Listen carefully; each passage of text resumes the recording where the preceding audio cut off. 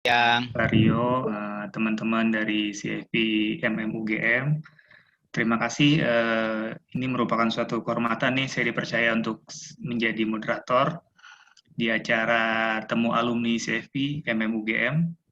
Nah, di sesi kali ini kebetulan nanti akan dibawakan sebuah materi yang cukup menarik, bahkan sangat menarik ya di masa pandemi ini. Judulnya Opportunity and Threat in Pandemic. Ya. What you need to do in investing. Gitu. Nah, sebelumnya saya dapat informasi dari Pak Arief dan tim.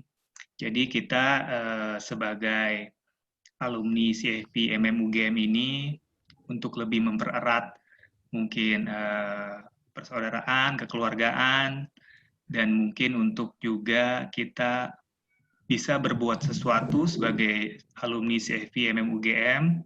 Makanya diadakanlah acara seperti ini yang insya Allah akan diadakan rutin ya Pak Arief ke depannya. Dan mungkin nanti dari sini kita bisa menghasilkan sesuatu yang positif, nggak hanya buat diri kita sendiri atau para alumni, tapi juga mungkin buat MMUGM juga, dan mungkin untuk masyarakat luas di luar sana gitu. Dan di acara kali ini juga kita alumni CFP MMUGM menggagas untuk mengadakan donasi yang nantinya akan diperuntukkan bagi bantuan untuk penanganan COVID-19. Ya. Nanti donasi ini bisa disalurkan melalui Cafe Gama Magister Management ke Bank Mandiri nomor rekening 121 000 160 8086 atas nama Cafe Gama Magister Management. Nah, donasi ini nanti sukarela aja bagi teman-teman yang ingin menyumbang itu untuk penanganan COVID atas nama CFP MMUGM, nanti bisa langsung mentransfer ke nomor rekening berikut. Ditunggu dari mulai tanggal 14 Mei kemarin sampai nanti 22 Mei gitu. Nanti dana yang terkumpul akan kita salurkan melalui Cafe Gama untuk penanganan COVID-19 gitu ya. Nah, tanpa berpanjang lebar lagi mungkin untuk memulai acara sebelumnya sebelum masuk ke pemateri utama Pak Rio, mungkin kita harus dengar sambutan dulu dan apa sebenarnya sih maksudnya detailnya untuk acara ini dan kedepannya kita mau seperti apa sih mungkin dari koordinator CFP MMUGM Pak Arief Budiman, silakan untuk menyampaikan sambutannya. Ya, baik. Terima kasih. Tanpa berpanjang lebar, saya singkat aja. Yang saya hormati Pak Edwardus Tandelilin selaku Direktur MMUGM Jakarta. Kemudian selamat siang rekan-rekan alumni yang saya banggakan. Ya, siang ini saya sangat berbahagia ya teman-teman, Bapak Ibu semua, kita bisa ketemu lagi dengan rekan-rekan semua yang ada di sini. Nah, nggak kerasa saat ini perjalanan sudah berjalan sampai dengan tahun ke-7, dan tidak terasa sudah lebih dari 400 alumni, baik di Jakarta dan Yogyakarta yang ada. Nah, hal yang perlu kita banggakan adalah bahwa CFP MMUGM merupakan kontributor terbesar bagi FPSB dalam melahirkan para financial planner yang nantinya akan menjadi agent of change terhadap literasi keuangan di Indonesia. Saya ucapkan juga terima kasih kepada Pak Ted yang telah mempercayakan kita dan juga para alumni dalam hal ini. Nah, terlebih saat ini kita sudah memasuki ke dalam era new normal, di mana interaksi tatap muka menjadi semakin berkurang ke depannya. Nah, tentunya peran kita dalam hal ini menjadi sangat penting dalam meningkatkan literasi keuangan. Nah, ke depannya kita akan banyak sekali program, rekan-rekan semua. Kegiatan ini nggak akan berhenti di sini aja, ini barulah permulaan. Ya, kita akan awalnya kita waktu itu ingin membuat kegiatan yang bersifat offline atau kopi darat atau tatap muka. Tapi ternyata waktu dan kesempatan tidak mengizinkan karena adanya pandemi ini, otomatis kita berjalan secara online. Nah, saya sangat senang karena di kesempatan pertama cukup banyak ya yang mendaftar, ada 130 dan saat ini yang join terus bertambah. Nah, ke depan kita rencanakan untuk dibuat rutin setiap bulan. Nah, pembicaranya dari siapa? Kita tidak mengundang pembicara dari luar, tapi apa? Kita akan menggunakan ya rekan-rekan semua sebagai alumni yang memiliki talenta yang luar biasa. semangatnya pada kesempatan kali ini adalah semangat berbagi, ya, terlebih mungkin bagi rekan-rekan yang pada awalnya ya sempat join di tahun pertama atau tahun ketiga, sempat kenal dengan salah satu mentor kita yang saat ini sudah berpulang, almarhum Pak Sabto. Ya, saya ingat sekali bagaimana beliau membagi semangat kepada kita semua agar sesama alumni ini bisa saling bergandengan tangan dengan erat. Nah, demikian dari saya, tanpa berpanjang lebar, salam perencana keuangan. Ke depan posisi kita sangat akan semakin dibutuhkan. Orang punya banyak uang, sibuk menghasilkan uang, tapi mungkin lupa gimana cara mengelolanya. Disitulah peran kita untuk bisa masuk menjadi sebagai perencana keuangan. Terima kasih. Acara saya kembalikan ke Pak Ai sebagai moderator. Ya, terima kasih Pak Arif atas sambutannya. Mungkin sebelum kita masuk ke Pak Rio, ada baiknya kita dengarkan dulu mungkin sambutan dan juga pesan-pesan mungkin ya dari yang punya tempat sebenarnya ini ya. Bapak Profesor Eduardus Tendelin, MBA CWM ECSA atau Pak Ted yang kita kenal. Mungkin silakan Pak Ted untuk waktu dan tempat dipersilakan. Terima kasih Pak Ayi sebagai moderator. Yang terhormat saya kira Pak Arif ini sebagai koordinator CFP FEB UGM. Jadi selama ini penyelenggaraan ya pelatihan untuk program CFP itu koordinator oleh Pak Arif. Juga yang terhormat Pak Rio ya. Pak Rio ini juga sebagai founders Gallery ya Sahamkom ya. Saya untuk sementara Pak Rio nggak mau lihat-lihat dulu lah ke saham ya. Jadi stres soalnya Pak. Lebih baik nggak usah lihat aja dulu, nanti ya, keadaan sudah normal baru lihat itu. Ya. Ini yang sebenarnya kita ya. Pak Rio ini juga sebenarnya praktisi di bidang financial planner dan sekaligus sebagai komite investasi ya di Singhan Asset Management Indonesia. Ya, dan tentunya saya ingin menyapa juga ada ya Pak Himawan, ada Pak Anton, Pak Yuki, Pak Nanda, dan tentunya rekan-rekan semua ya yang ada di sini. Ya, mungkin pertama-tama saya ingin menyampaikan salam. Assalamualaikum warahmatullahi wabarakatuh. Waalaikumsalam warahmatullahi wabarakatuh. Salam sejahtera untuk kita semua. Ya, jadi kami prinsipnya ya MM ini adalah ya institusi pendidikan dan ya kami ingin selalu berbagi ya ilmu pengetahuan ya. Jadi program-program seperti ini ya tentunya kami sangat mendukung ya. Dan ya untuk ya COVID-19 ini selama era pandemi ini ya kami juga ingin untuk berbagi, maka semua program-program yang kami lakukan dalam bentuk apakah itu webinar ataupun dalam bentuk workshop pelatihan ya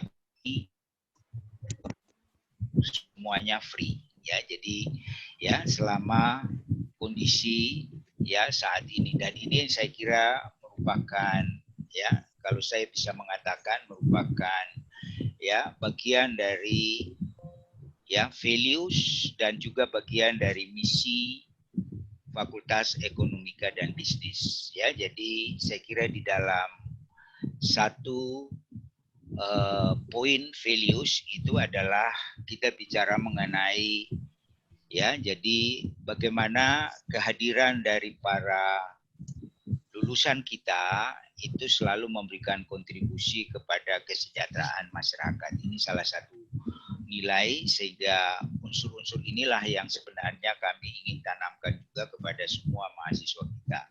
Nah, ini adalah salah satu kita bagian dari apa yang sebenarnya yang kita lakukan pada hari ini. Ya, tentunya saya kira kami sangat mendukung ya dari CFP ya yang mempunyai inisiatif ya untuk berbagi, terutama dalam hal ya memberikan pengetahuan kepada masyarakat di era ya pandemi segala seperti ini, karena kita hampir di rumah itu ya banyak orang yang memang ya masih sibuk bekerja, tapi banyak juga yang saya kira mungkin ya tidak sibuk bekerja, dan mereka-mereka ini kita harus sapa juga ya dengan mengisi berbagai macam ya kegiatan-kegiatan. Salah satu saya kira itu adalah dengan ya bentuk-bentuk ya webinar yang kira-kira bisa menjangkau banyak orang.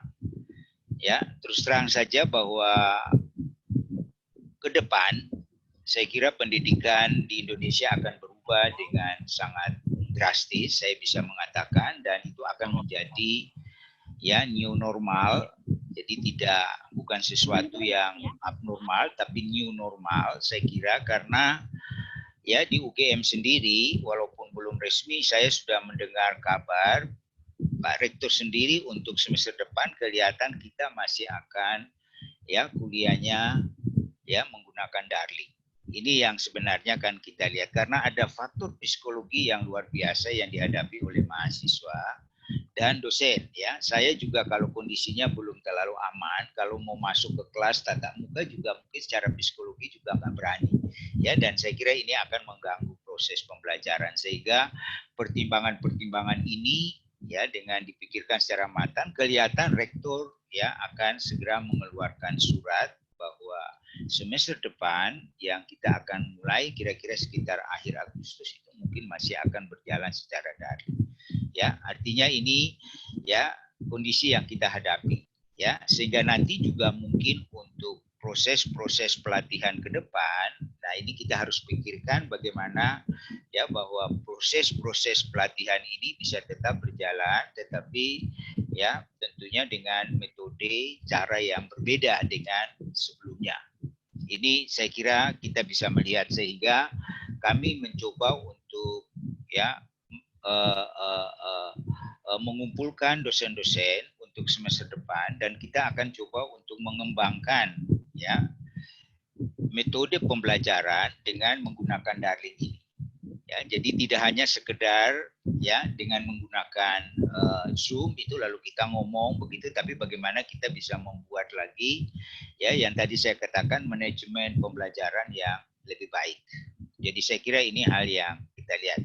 Nah, khususnya untuk hari ini saya cuma diberitahu oleh Mbak Ira kebetulan menghubungi saya ya memberikan sambutan, karena hari ini ya dikatakan adalah reuni ya, reuni dari para alumni ya CFP yang pernah mengikuti pelatihan di ya FF,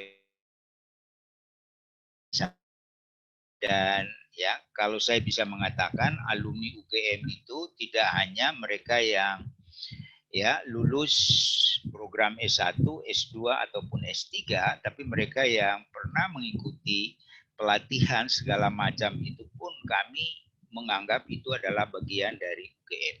Jadi Bapak Ibu walaupun hanya mengikuti pelatihan ya untuk CFP di UGM, kami menganggap Bapak Ibu juga adalah alumni dari ya UGM. Ya, yang ini yang sebenarnya kita ya bisa melihat sudah menjadi satu keluarga besar ya alumni UGM. Nah, jadi sekali lagi kami sangat mendukung, dan silakan ya saya kira Pak Arief ya semua fasilitas apa yang bisa kami support untuk ya kegiatan-kegiatan seperti ini ya, karena kami sendiri mempunyai ya beberapa istilah saya ya rooms untuk meeting dengan menggunakan Zoom ada 15 ya, dan saya kira kita bisa menggunakan ya, dan setiap room itu bisa kapasitasnya ya 300 orang ya, jadi ada 15 karena memang kita pakai untuk kuliah ya, dan itu kadang-kadang 15 itu kurang, kami masih menggunakan juga yang disediakan oleh UGM. Ya, UGM juga menyediakan Webex ya, dan kami ya menggunakan ya Zoom dan Webex untuk penyelenggaraan kuliah, meeting, dan juga ya mungkin seminar seperti hari ini. Ya, jadi saya persilakan, saya lagi baru berpikir untuk kemungkinan kita akan berlangganan yang kapasitasnya ya 1.000 orang. Ya, jadi kita lagi memikirkan itu karena ya kami juga ingin nanti untuk kegiatan perkuliahan di UGM ya, terutama kalau kita punya executive series kuliah umum, kita mengundang CEO ya dengan ya kapasitas yang selama ini kita punya gedung yang kapasitas bisa 400 orang, sehingga kalau kuliah umum itu dihadiri kurang lebih 400 orang. Tapi dengan model Darling ini kan kita bisa mengekspan sampai 1.000 orang, dan itu bisa melibatkan tidak hanya mahasiswa yang ada di kampus Jakarta, tapi juga mungkin mahasiswa yang ada di kampus Jogja.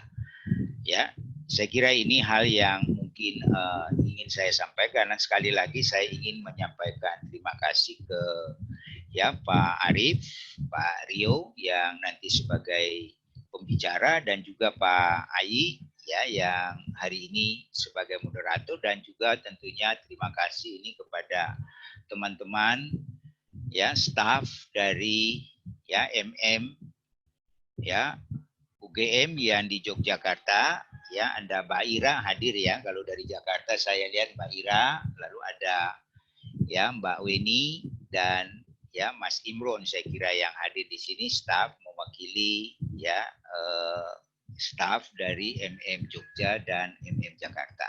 Ya, mudah-mudahan acara ini berjalan dengan sukses, dan ya tentunya kita tunggu seri-seri berikutnya.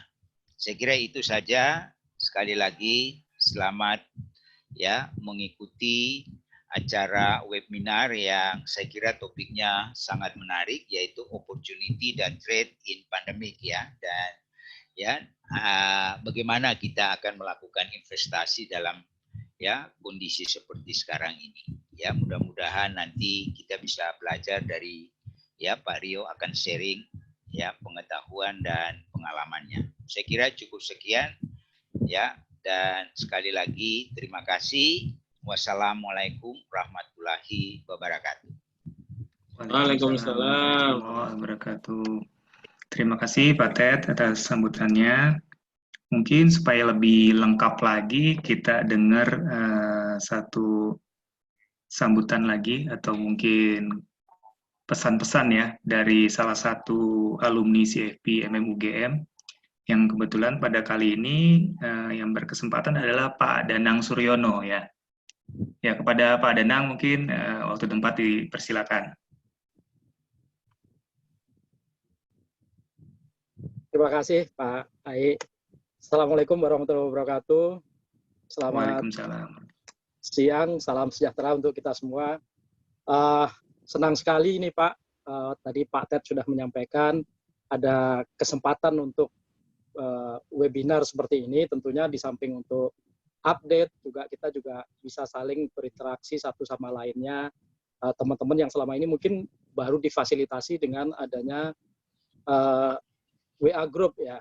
Nah, sekarang akan lebih interaktif utamanya, dan nanti tentu dari Pak Rio akan menyampaikan hal-hal yang pasti akan sangat berguna. Nah, saya sendiri selaku alumni UGM terus terang merasa sangat bangga sekali karena ilmu yang saya dapat dari UGM itu walaupun lewat kursus yang singkat, namun itu memberikan banyak manfaat bagi diri saya. Dan tentunya sesuai harapan ingin ditularkan kepada lingkungan. Nah, saat ini saya memang sudah pensiun dari dunia kerja, namun sekarang saya justru lebih leluasa untuk menularkan ilmu tentang perencanaan keuangan ini kepada berbagai komunitas yang saya ikuti. Jadi membangkitkan kesadaran bahwa ya waktu aktif kita punya uang, punya penghasilan, tapi kadang-kadang keinginan-keinginan untuk mengkonsumsi itu yang akhirnya membuat pensiun itu menjadi sesuatu yang menakutkan. Padahal pensiun ini adalah saat-saat di mana kita harus menikmatinya. Nah, mungkin saya sangat berterima kasih kepada UGM, kepada semua teman-teman semuanya yang sering berbagi ilmu, sering berbagi wawasan agar kita bisa menularkan kepada lingkungan-lingkungan yang ada di sekitar kita. Mungkin itu yang dapat saya sampaikan. Terima kasih. Mudah-mudahan ini memberikan manfaat bagi kita semua. Wassalamualaikum warahmatullahi wabarakatuh. Waalaikumsalam. Waalaikumsalam warahmatullahi wabarakatuh. Terima kasih Pak Danang.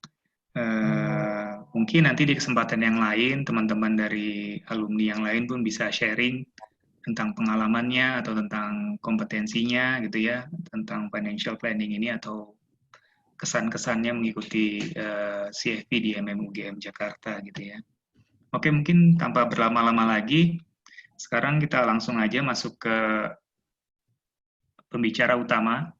Di sini ada Pak Rio Rizaldi. Mungkin teman-teman semua udah pada kenal ya. Beliau ini adalah founder dari Galeri Saham. Sebagai financial planner practitioner juga, dan saat ini Komite Investasi Sinan Asset Management Indonesia. Nah, Pak Rio ini akan membawakan satu materi yang sungguh menarik ya terkait investasi, opportunity and threat in pandemic ya. Mungkin tanpa berlama-lama lagi, silakan kepada Pak Rio, waktu dan tempat kami persilakan untuk materinya. Oke, thank you Pak. Thank you Pak Ted. Selamat siang teman-teman semuanya. Selamat siang. Ini ternyata besok udah siang.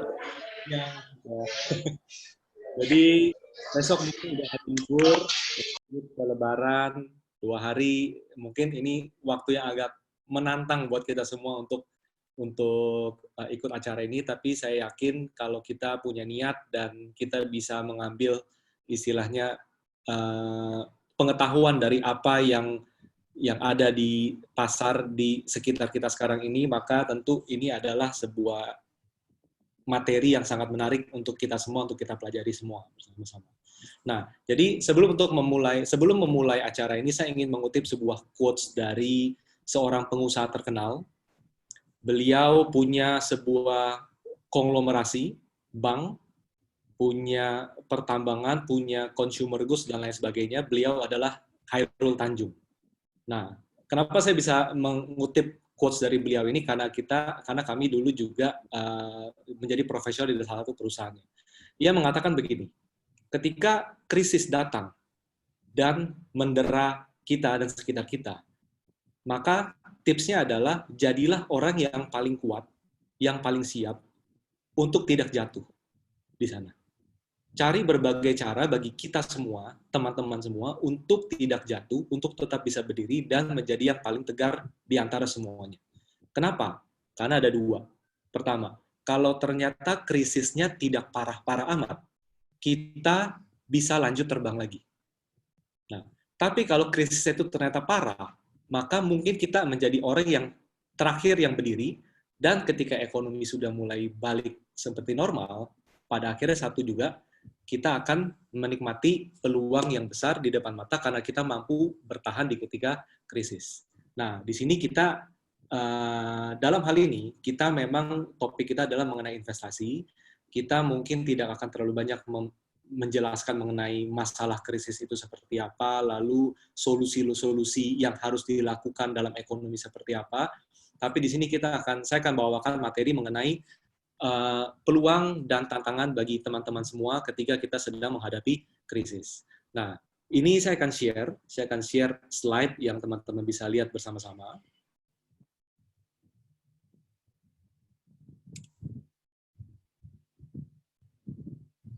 Oke. Sesuai dengan judulnya, Opportunity and Threat, Investing in Pandemic. Nah, kita harus menyadari bahwa dalam setiap krisis selalu ada peluang. Krisis adalah peluang, krisis adalah ancaman, tapi kalau kita sebagai orang yang positif, maka kita melihat krisis adalah sebuah peluang. Yang penting adalah kita bisa menjaga diri kita dengan baik. Nah, sekarang apa sih yang sering kita lihat di sekeliling kita saat ini? Mungkin yang teman-teman sering lihat adalah usaha yang semakin sepi, atau ada toko-toko yang tutup, seperti ini. Ada juga mungkin yang terkena PHK, atau dirumahkan dan tidak digaji, unpaid leave. Ada juga mungkin seperti yang kita bisa lihat di sopir Gojek, Grab seperti ini, di mana ekonomi lesu. Teman-teman bisa lihat kalau saya keliling awal-awal kasus corona muncul di Jakarta, itu semua trotoar berisi sopir Grab, sopir Gojek, dan mereka tidak ada order sama sekali, dan semuanya itu tentu pasti akan mengalami kendala. Oke, jadi di sini yang kita harus lihat di sini adalah memang ekonomi masih belum kembali menjadi lebih baik, tapi yang harus kita lakukan sekarang apa? Dalam hal apa? Dalam hal investasi. Karena apa? Karena sesuai dengan pendidikan Certified Financial Planner, investasi adalah salah satu pilar dari perencanaan keuangan. Nah, pastikan ketika kita ada peluang di depan mata, kita bisa melakukan tindakan yang memang seharusnya kita lakukan sepanjang itu memungkinkan untuk kita lakukan.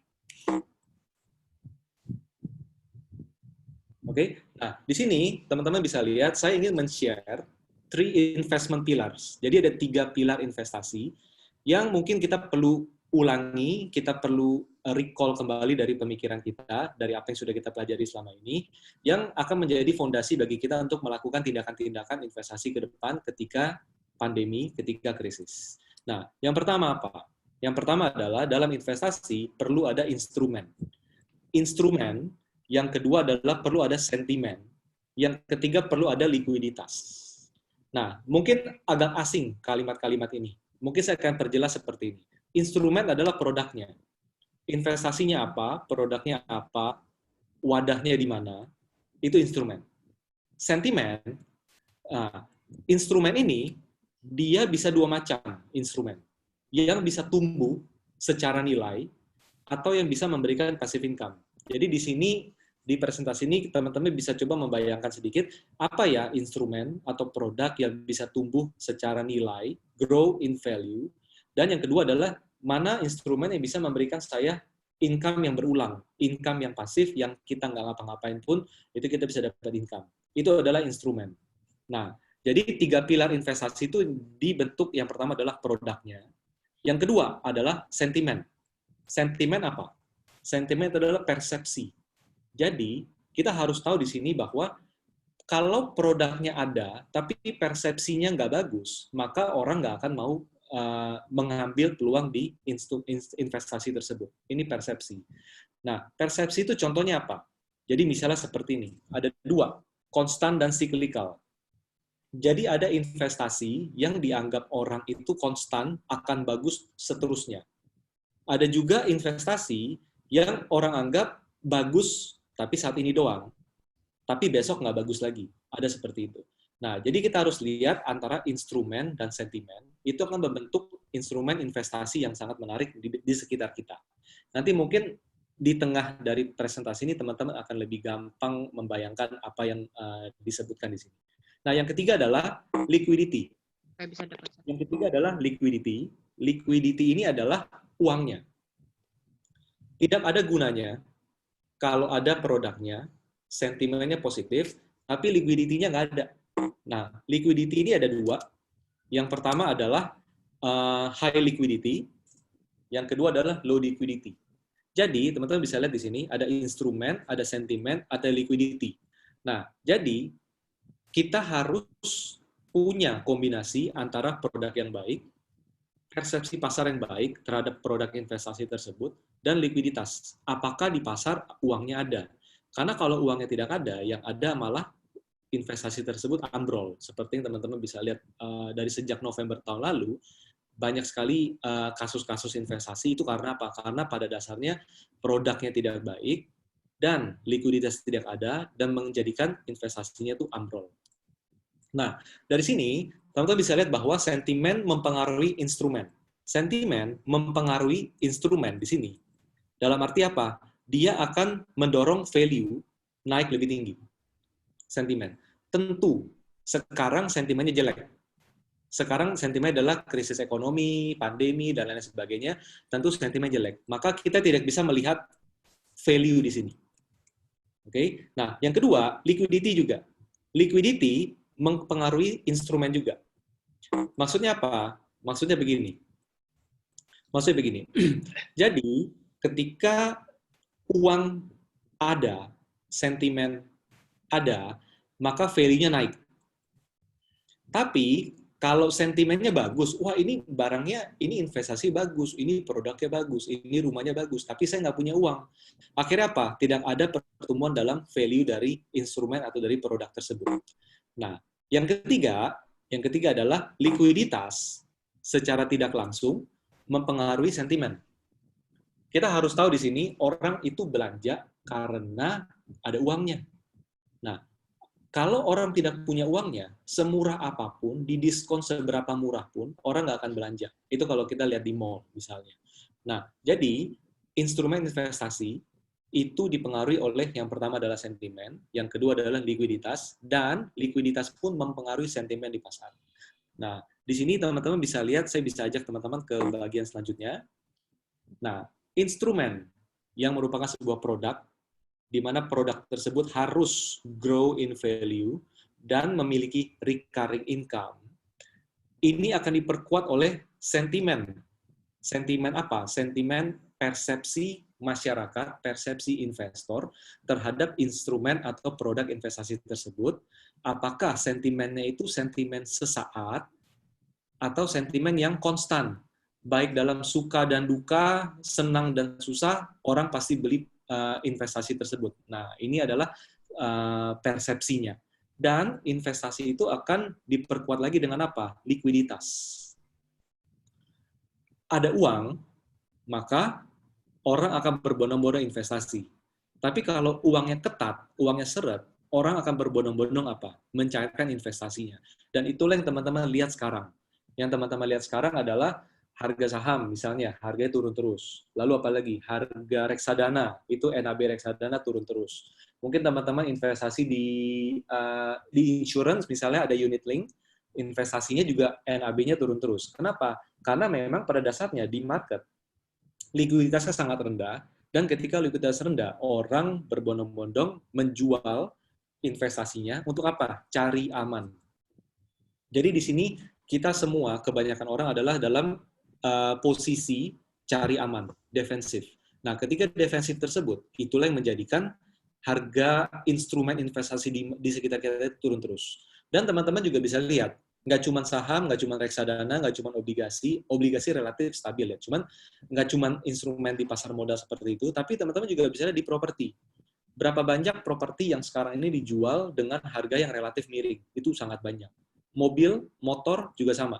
Berapa banyak mobil dan motor secondary market yang dijual dengan harga miring? Itu segitu banyak. Itulah efek dari low liquidity yang ada di pasar yang di lingkaran warna hijau ini.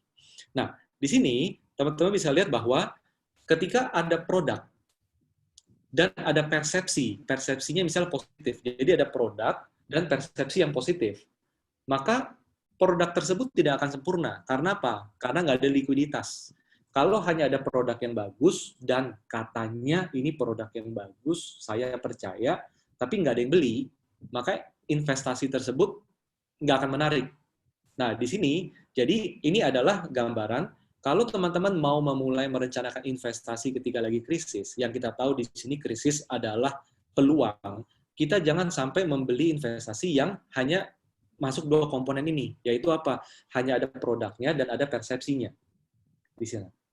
Nah, selanjutnya, teman-teman bisa lihat di sini, ketika ada sentimen, dan ketika ada uangnya, ada likuiditas, tapi tidak ada produk investasi yang bagus, akhirnya ini menjadi produk gap. Jadi apa? Jadi kita bingung mau ngapain. Saya punya uangnya, saya tahu perencanaan keuangan itu positif dan harus jangka panjang, tapi tidak ada produknya. Nah, apa yang harus saya lakukan? Ketika kita tidak tahu produknya apa, yang terjadi apa? Yang terjadi adalah produk gap, di mana kita bingung kita harus investasi kemana, dan ada risiko bahwa kita kena investasi-investasi yang tidak masuk akal, tidak logis, yaitu investasi bodong. Jadi pastikan jangan sampai terkena hal-hal seperti itu. Karena apa? Karena sekarang ini, dalam kondisi krisis, orang ada kecenderungan untuk mencari jalan keluar yang relatif instan, dan ketika misalnya dia sudah mencari sesuatu solusi yang instan dan ditawarkan produk investasi yang katanya bagus dan instan, itu bisa memperparah kondisi keuangan mereka. Dan itu bukan lagi menjadi peluang, tapi itu menjadi ancaman bagi kita semua kalau kita tidak tahu produknya apa. Nah, yang ketiga adalah ini. Ada produknya, ada likuiditasnya, tapi persepsinya tidak ada. Maksudnya apa? Maksudnya begini. Jadi produk investasi sudah tersedia di sekitar kita, kita sudah punya uangnya, kita sudah punya alokasi budget untuk investasi, tapi ternyata di keseluruhan, maksudnya di masyarakat, produk ini tidak dianggap menarik. Nah, tidak dianggap menarik karena tidak dilirik aja, entah kenapa. Atau sesaat doang dilirik dan akhirnya hilang begitu aja. Kita jangan sampai masuk terjebak dalam produk seperti ini. Nah, ini adalah produk yang menurut saya bagus, tapi menurut orang lain nggak bagus. Jadi kita tidak boleh dalam investasi itu kita subjektif. Karena saya suka dengan A, saya beli A. Karena saya kenal dengan B, saya beli B. Jangan sampai seperti itu. Nah, ini kondisi di mana ada sentimen gap. Jadi, sentimen yang saya pakai, yang teman-teman pakai adalah sentimen diri sendiri, subjektif doang. Menurut saya bagus kok, ini pasti bagus. Nggak bisa. Jadi, kita harus lihat kombinasi antara tiga ini. Jadi, dalam menghadapi krisis seperti ini, dan di sini kita bicara mengenai investasi, kita harus ingat bahwa kita harus mengkombinasikan antara produk investasinya apa, yang sesuai dengan kebutuhan kita, apakah grow in value atau recurring income, pendapatan berulang, dan investasi tersebut memiliki sentimen yang positif dari masyarakat. Nah, usahakan sentimen itu adalah yang konstan, bukan yang cyclical, bukan yang sekarang tinggi, nanti turun lagi, nanti tinggi, nanti turun lagi, bukan seperti itu. Dan terakhir, harus ada likuiditas. Dalam arti apa?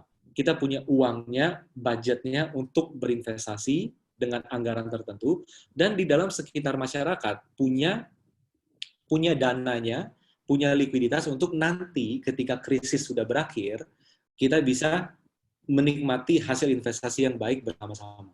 Ini tiga ini. Nah, teman-teman bisa lihat di sini, di tengah-tengah adalah knowledge. Jadi di tengah-tengah ini bukan yang terbaik, bukan produknya apa, tapi yang ketiga ini adalah di tengah-tengah ini adalah knowledge. Knowledge maksudnya apa? Kita di sini kita harus tahu kalau saya mau investasi, kebutuhan saya apa? Saya berapa tahun lagi pensiun? Saya 10 tahun lagi pensiun, saya 15 tahun lagi pensiun, atau saya 5 tahun lagi pensiun, itu pertama. Kedua, menjelang kita akan pensiun, perencanaan keuangan, kita harus tahu aset kita yang harus kita bentuk itu seperti apa. Proporsinya bagaimana? Saya usia 40 tahun, berapa persen proporsi investasi yang agresif saya, berapa persen proporsi yang konservatif saya. Itu kita perlu tahu. Dan akhirnya dengan knowledge, kita bisa melihat segala peluang yang ada di depan mata, dan bukan dengan subjektif, tapi dengan objektif, dan objektivitaslah yang membuat perencanaan keuangan kita itu berhasil atau enggak. Kita lanjut dulu ya. Nah, di sini saya mau share sedikit lebih cepat aja mengenai pandemic crisis, berkaitan dengan product gap, liquidity gap, dan sentiment gap. Saya mau share sedikit mengenai pandemic crisis ini. Yang pertama dari sentiment gap. Sentiment gap. Sentimen di pasar, ketakutan di pasar, itu menjadikan masalah buat perusahaan. Jadi sentimen itu bukan membuat masalah terhadap kita perorangan, tapi dari perusahaan. Karena apa? Perusahaan, kita harus tahu di sini perusahaan itu komponennya apa sih? Mereka bisnis itu melakukan penjualan. Di mana penjualan itu komponennya adalah market pasarnya dikali conversion rate-nya. Jadi berapa besar dari pasar yang membeli produk tersebut dan dikali dengan harga jualnya. Ini dia. Ada marketnya, conversion rate-nya, dan price-nya. Tadi di awal saya sampaikan bahwa ada sentiment gap. Karena kekhawatiran, karena ketakutan masyarakat secara nasional, bahkan secara global, itu membuat semuanya itu turun. Pasarnya turun. Kenapa? Yang membeli makin sedikit, tidak mau keluar rumah, misalnya, mencari aman, menjaga kesehatannya. Conversion rate juga turun. Kalau dulu saya beli sebulan 5 kali, sekarang saya beli sebulan hanya 1 kali di sana. Contohnya apa? Misalnya bensin, misalnya tarif parkir tol, dan lain sebagainya. Dan terakhir apa? Karena nggak banyak yang beli, harga juga turun. Nah, ketika hal-hal ini terjadi, yang terjadi di perusahaan apa? Ini teman-teman mungkin sering melihat. Kafe-kafe kecil, resto-resto kecil, lagi pada tutup semua, lagi merumahkan karyawannya. Perusahaan-perusahaan besar ada yang memotong gaji para profesionalnya, dan lain-lain sebagainya. Nah, di sini kita perlu lihat adalah ada company issue. Pertama, drop in sales. Jadi penjualan turun. Entah itu permanen atau sementara. Drop in conversion rate. Jadi orang yang tadi beli 5 tinggal beli 2. Entah itu temporary, sementara, atau permanen. Ada juga drop in price, poin ketiga. Karena pembeli tidak ada, akhirnya mereka melakukan diskon besar-besaran. Bahkan tidak sedikit di Jakarta. Perusahaan-perusahaan, restoran-restoran, mereka menjual bahan baku mereka dijual untuk membayar katakan operasional dan THR para karyawan. Jadi drop in price ini juga terjadi. Nah, dan kita lihat company issue-nya apa? Kalau company terlalu besar, itu poin nomor 4, high overhead costs. Nah, apakah ini manageable? Karena kadang perusahaan semakin besar, overhead yang makin besar, dan itu akan menjadi masalah buat dia ketika pandemi seperti ini terjadi. Nah, yang nomor 5 adalah profit drop. Nah, laba turun itu bisa jadi sementara, bisa juga jadi permanen. Karena profit drop, akhirnya apa? Pemegang saham juga kena. Di poin selanjutnya, dividennya drop. Nah, dividen drop ini, kita jangan bayangkan seperti kita trading saham. Kalau misalnya, kalau dengar dividen kan lebih sering bicara kan trading saham. Bukan berarti itu. Jadi, investor-investor besar, investor majority yang mengandalkan dividen dari investasi dari sebuah perusahaannya, ketika nanti dividennya drop, nanti di tahun ini kemungkinan besar akan drop, itu akan menurunkan investor buying power-nya. Jadi, daya beli mereka akan turun nanti di tahun depan. Dan apa? Dan capital flight di sana. Nah, ini menjadikan apa? Menjadikan banyak hal yang membuat daya beli di pasar itu akan relatif menantang untuk pulih dalam waktu cepat, dan mungkin akan butuh sekitar setengah tahun sampai 1 tahun untuk benar-benar kita berharap ketika corona ini selesai, ekonomi bisa kembali ke sedia kalanya. Nah, dan yang terakhir, poin terakhir adalah tight cash flow. Nah, cash flow perusahaan itu benar-benar ketat, mereka melakukan downsizing, atau bahkan yang kita takutkan sekarang adalah masalah utang yang tidak terbayar, utang macet, ini akan menjadi company issue di sini. Nah, saya mau highlight sedikit di sini, di poin-poin yang ada di sini, teman-teman bisa lihat bahwa drop in sales, kalau kita lihat, ini sifatnya adalah temporary. Ketika pandemi usai, sales cenderung akan mulai perlahan pulih. Poin kedua, conversion rate, itu juga temporary. Temporary dalam arti apa? Dalam arti nanti ketika pandemi sudah selesai, orang yang sekarang ngirit-ngirit beli akan kembali beli dengan normal. Dan yang poin selanjutnya, profit drop, itu tentu juga akan temporary. Nah, nanti ketika salesnya meningkat, conversion rate meningkat, profitnya juga tentu akan meningkat. Satu hal yang ingin saya sampaikan di sini apa sih? Ini kita bukan bicara mengenai ekonominya, tapi kita ingin membicarakan mengenai opportunity-nya. Nah, jadi opportunity di sini teman-teman harus lihat adalah kita harus berinvestasi di bisnis atau di perusahaan yang kinerjanya memburuk hanya ketika pandemi. Jadi teman-teman bisa lihat, dalam 5 tahun terakhir, perusahaan ini pertumbuhan bisnisnya sangat bagus, luar biasa, dan stabil. Tapi mengalami penurunan ketika pandemi. Nah, kita bisa memposisikan diri kita dalam 2 posisi. Kita sebagai orang yang ikut-ikutan, atau kita sebagai orang yang antisipasi untuk masa depan. Kalau kita orang ikut-ikutan, maka kita akan jual perusahaan yang memburuk seperti ini. Itu yang pertama. Tapi kalau kita antisipasi, bahwa ketika ekonomi sudah mulai pulih, perusahaan-perusahaan yang dulu bagus, sekarang kurang bagus, nanti akan kembali bagus lagi, maka sekaranglah waktunya bagi kita, bagi saya, bagi teman-teman, untuk mulai investasi di bisnis-bisnis atau di perusahaan-perusahaan yang sekarang lagi struggle, tapi di masa depan dia akan kembali normal dan menjadi motor dari ekonomi. Itu yang pertama.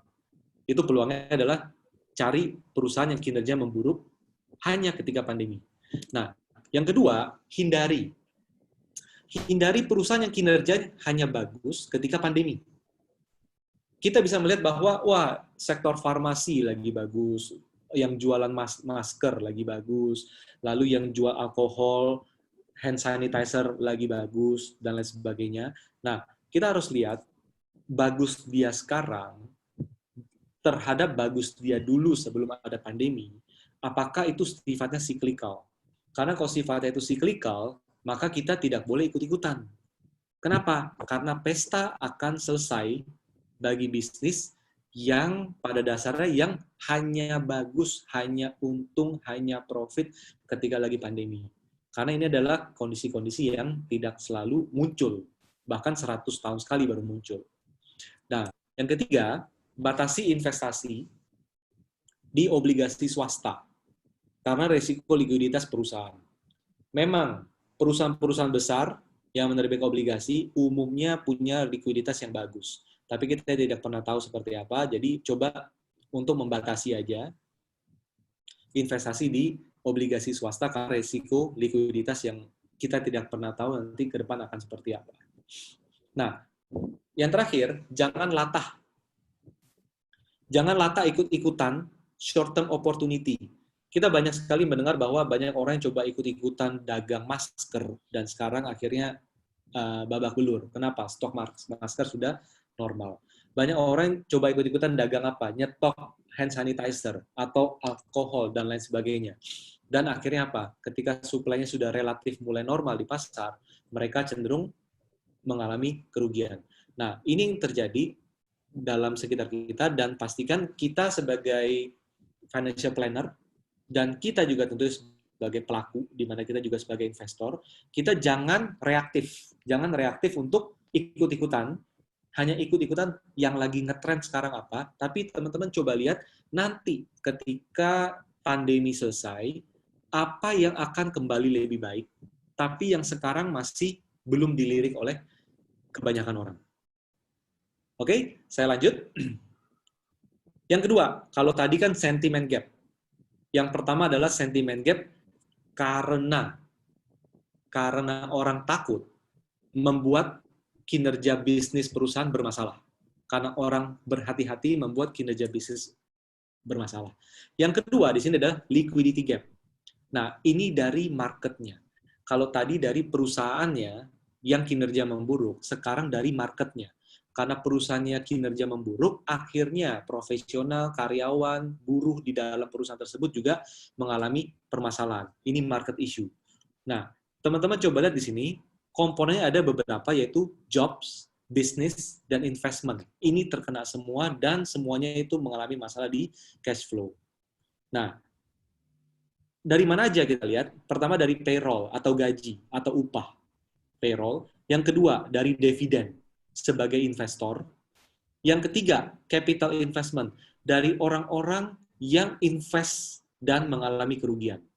Nah, teman-teman bisa lihat di sini, payroll turun, dividen tentu akan turun, capital investment juga akan turun. Ini menyebabkan apa? Ini menyebabkan apa yang kita lihat ini.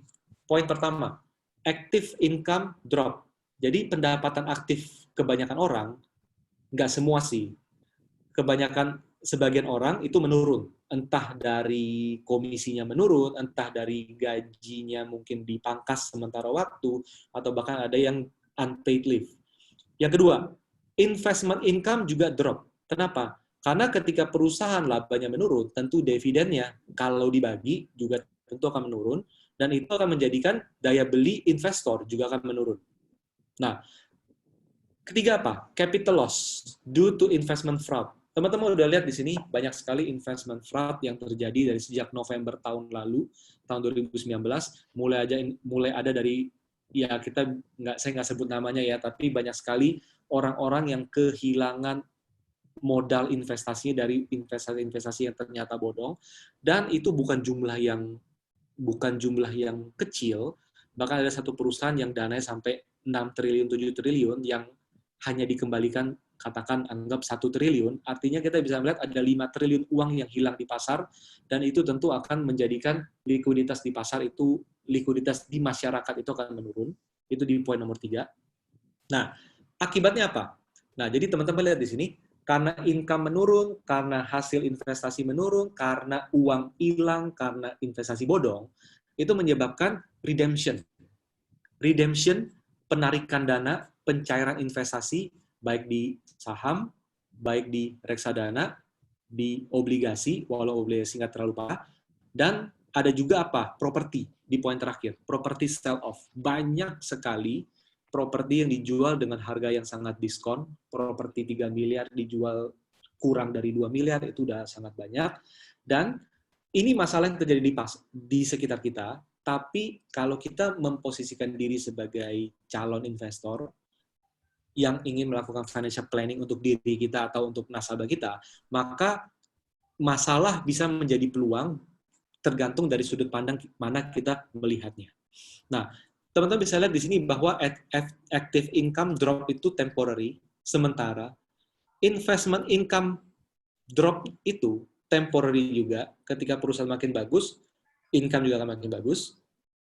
Tapi capital loss itu permanen.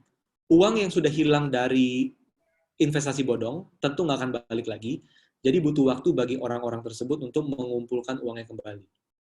Nah, dalam hal ini, makanya kita melihat di pasar ada opportunity seperti ini. Teman-teman bisa lihat, likuiditas sekarang ketat. Kenapa? Income menurun, hasil investasi menurun, uang investor banyak yang hilang di investasi bodong, seperti itu. Itulah kenapa knowledge itu penting ya, itu knowledge itu penting. Nah, likuiditas ketat membuat orang menjual aset.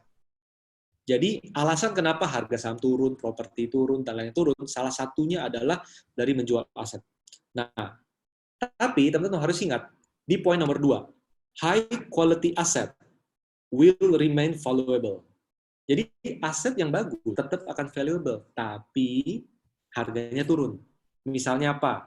Misalnya begini, ada properti, ada rumah di lokasi yang sangat premium di Jakarta, katakanlah ada rumah di Menteng, luas 500 meter persegi, harga pasarannya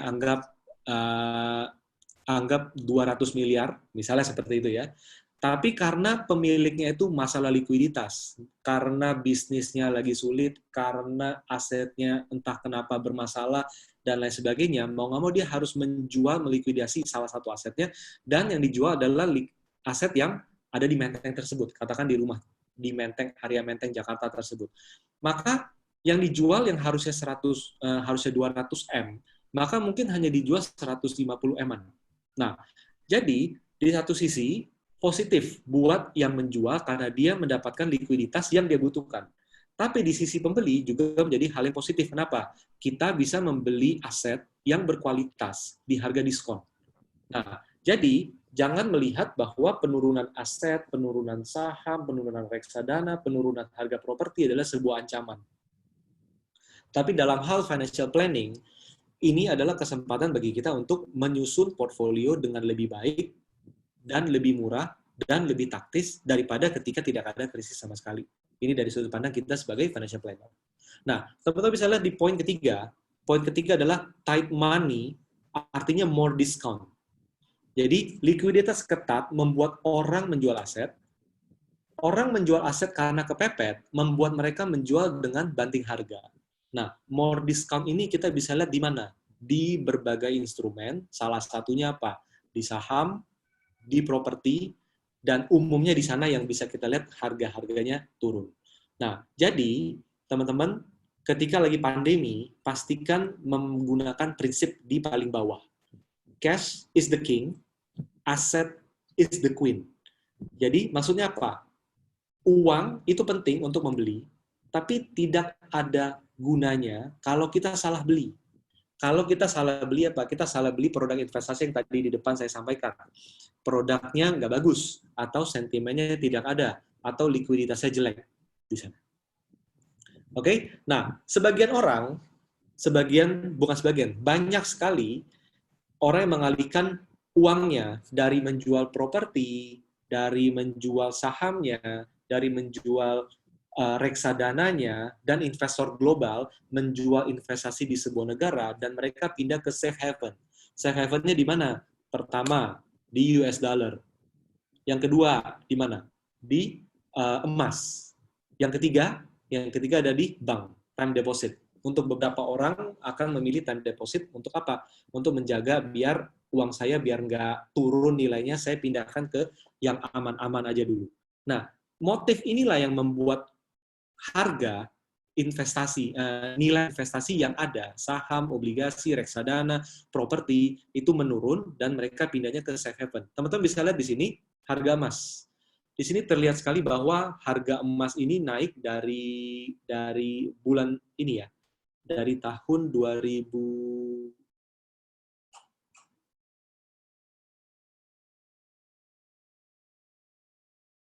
Dari tahun 2019 itu harga naik terus, tapi belum sampai tertinggi di tahun 2011 ketika krisis 2008. Nah, maksud saya di sini adalah jangan ikut-ikutan. Itu gimana? Jadi jangan ikut-ikutan karena semua investor global memborong emas. Kita jadi ikut-ikutan yang tadinya nggak pernah invest emas, kita beli emas di sana. Kenapa? Harga harus terlanjur tinggi. Nah, kita tidak pernah tahu ekonomi akan pulihnya kapan. Ketika ekonomi pulih, tentu emas tidak akan meningkat seperti sekarang-sekarang lagi. Jadi, jangan sampai ikut-ikutan. Karena apa? Ketika ikut-ikutan di produk yang cyclical, yang hanya naik ketika pandemi, maka pesta akan usai. Itu harus kita hati-hati, itu harus teman-teman hati-hati. Yang kedua, kenapa tadi saya bilang safe haven itu adalah dolar. Nah, teman-teman bisa lihat di sini.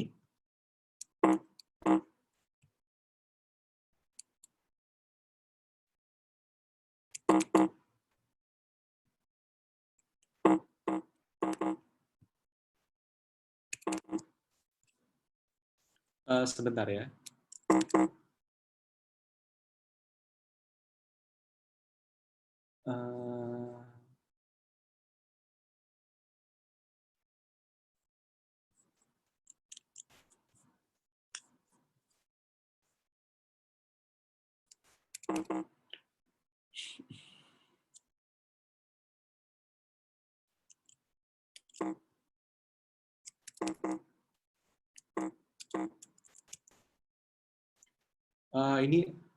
Ini koneksinya agak hang, mohon maaf teman-teman.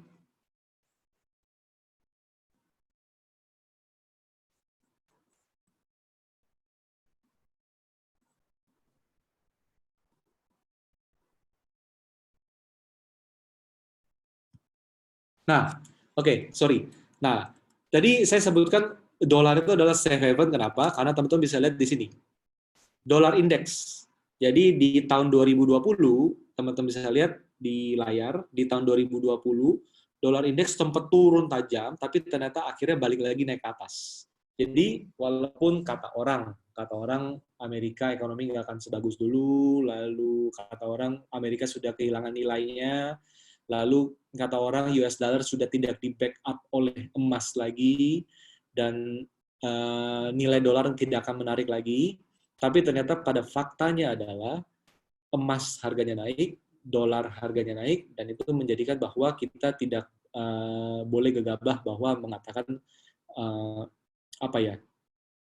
dolar bukan lagi safe haven. Jadi pada dasarnya faktanya adalah dolar masih salah satu safe haven, dan emas juga menjadi salah satu safe haven. Jadi yang ingin saya sampaikan di sini adalah 3 investment pillars. Kita kembali lagi di sini. Kita harus ingat di sini yang ngeblink ini instrumen. Jadi untuk instrumen investasi ketika krisis, teman-teman punya dananya, teman-teman punya investasi, mungkin teman-teman punya investasi di emas, mungkin teman-teman punya investasi di US dollar, dan ketika mereka lagi harga tinggi, maka yang perlu dilakukan apa? Tambah lagi atau mulai siap-siap switching di sana. Nah, yang ingin saya sarankan di sini adalah coba pertimbangkan untuk sebagian direalokasi untuk membeli aset-aset yang nilainya lagi turun, tapi masa depannya bagus. Nah, teman-teman bisa lihat di bagian lingkaran instrumen, yaitu produk, kita harus pastikan mencari instrumen investasi yang grow in value. Kenapa? Dalam financial planner, target kita semua apa sih? Target kita semua adalah mengumpulkan nest egg, ya kan? Nest egg ketika nanti pensiun itu dikumpulkan.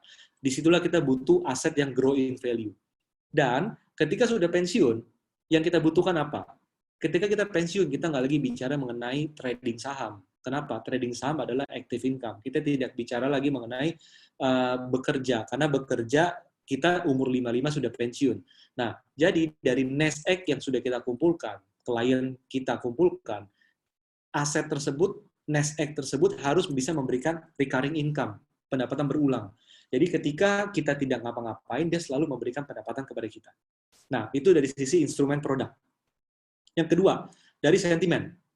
Dari sentimen bagaimana? Dari sentimen, pastikan sentimennya adalah kita mencari sentimen yang positif, yang konstan. Maksudnya apa konstan? Jangan investasi tersebut hanya ngetren sesaat, misalnya. Jangan kita, misalnya contoh lagi ya, kita buka franchise. Jangan sampai kita buka franchise produk yang lagi ngetren. Kalau dulu ngetrennya apa? ngetrennya adalah kayak zamannya Quickly, minuman dengan boba-boba tapi bukan yang gula aren gitu kan. Lalu ngetren lagi apa? Ngetren lagi yang yogurt-yogurt di sana. Beli bisnis franchise yang ngetren. Sekarang apa? Sekarang boba, ya kan? Lalu yang akhir-akhir ini apa? Coffee shop, ya kan? Coffee shop yang lagi ngetren. Sekarang lagi ngetren, tapi nanti bagaimana? Jadi ketika kita mau investasi, lagi krisis seperti ini, pastikan apa yang kita lihat peluang di depan mata, itu harus sesuatu yang value-nya adalah konstan. Dalam krisis, tidak krisis, orang pakai produknya, ada uang, nggak ada uang, orang tetap beli produknya, dan ketika ekonomi lagi booming pun, produknya tidak ditinggalkan. Itulah kenapa disebutkan bahwa harus konstan. Nah, di bagian terakhir, likuiditas, itu mengenai uang, pastikan aset yang teman-teman beli untuk investasi itu harus yang likuiditasnya tinggi. Teman-teman pakai uang kecil, teman-teman bisa beli. Teman-teman pakai uang besar, teman-teman bisa beli juga, dan nanti pada akhirnya bisa dijual juga. Jadi pastikan ini, 5 poin ini. Pastikan kita bersiap-siap untuk memulai investasi di instrumen yang bisa tumbuh secara nilai, yang bisa memberikan recurring income, yang sentimen positifnya itu konstan, sentimen di pasar itu sentimen konstan dari waktu ke waktu, dan likuiditas tinggi. Oke, nah ini opportunity-nya. Jadi dari sekian yang saya paparkan, opportunity, peluang buat kita ini apa sih? Peluang buat kita. Dari tadi kita bicara mengenai produk investasi, ada yang value-nya naik atau ada capital gain, atau di sini kita klasifikasikan sebagai value-based investment. Ada juga investasi yang memberikan recurring income atau recurring based investment. Nah, teman-teman bisa lihat di sini. Yang value-based investment adalah contohnya emas, mutual fund, reksadana, growth stock, saham-saham yang bisnisnya lagi berkembang tapi tidak membagi dividen. Properti, kita kalau beli rumah cenderung masih hitungannya value-based investment. Karena apa? Karena rental dari sewa properti itu tidak signifikan. Atau currency, teman-teman investasi di US dollar, di SGD, dan lain sebagainya sebagai diversifikasi, itu adalah value-based investment. Nah, yang kedua apa? Income-based investment. Teman-teman bisa lihat di sini, income-based investment adalah time deposit, deposito, lalu obligasi negara, obligasi korporasi, corporate bonds, lalu ada dividend stock, saham-saham perusahaan yang selalu rutin bagi dividen dengan rasio yang besar, dan yang terakhir adalah rental properti. Jadi investasi di properti yang untuk disewakan. Nah, jadi ada opsi seperti ini, pilih yang mana di sini. Nah, ketika krisis, teman-teman harus ingat di sini, ketika krisis, ketika orang menjaga kondisi cash-nya, ketika orang yang punya cash ingin memperbesar posisi cash dengan dia menjual asetnya di saham, reksadana, dan lain-lain sebagainya. Ketika orang yang tidak punya cash, mereka kepepet harus jual mobilnya, rumahnya, atau motornya, seperti itu. Menjual bagi mereka adalah positif karena mereka membutuhkan likuiditas, tapi dengan harga yang relatif murah, itu bisa menjadi peluang untuk apa? Untuk kita meraih, mendapatkan aset atau barang bagus dengan harga yang relatif lebih murah daripada kalau tidak ada krisis sama sekali.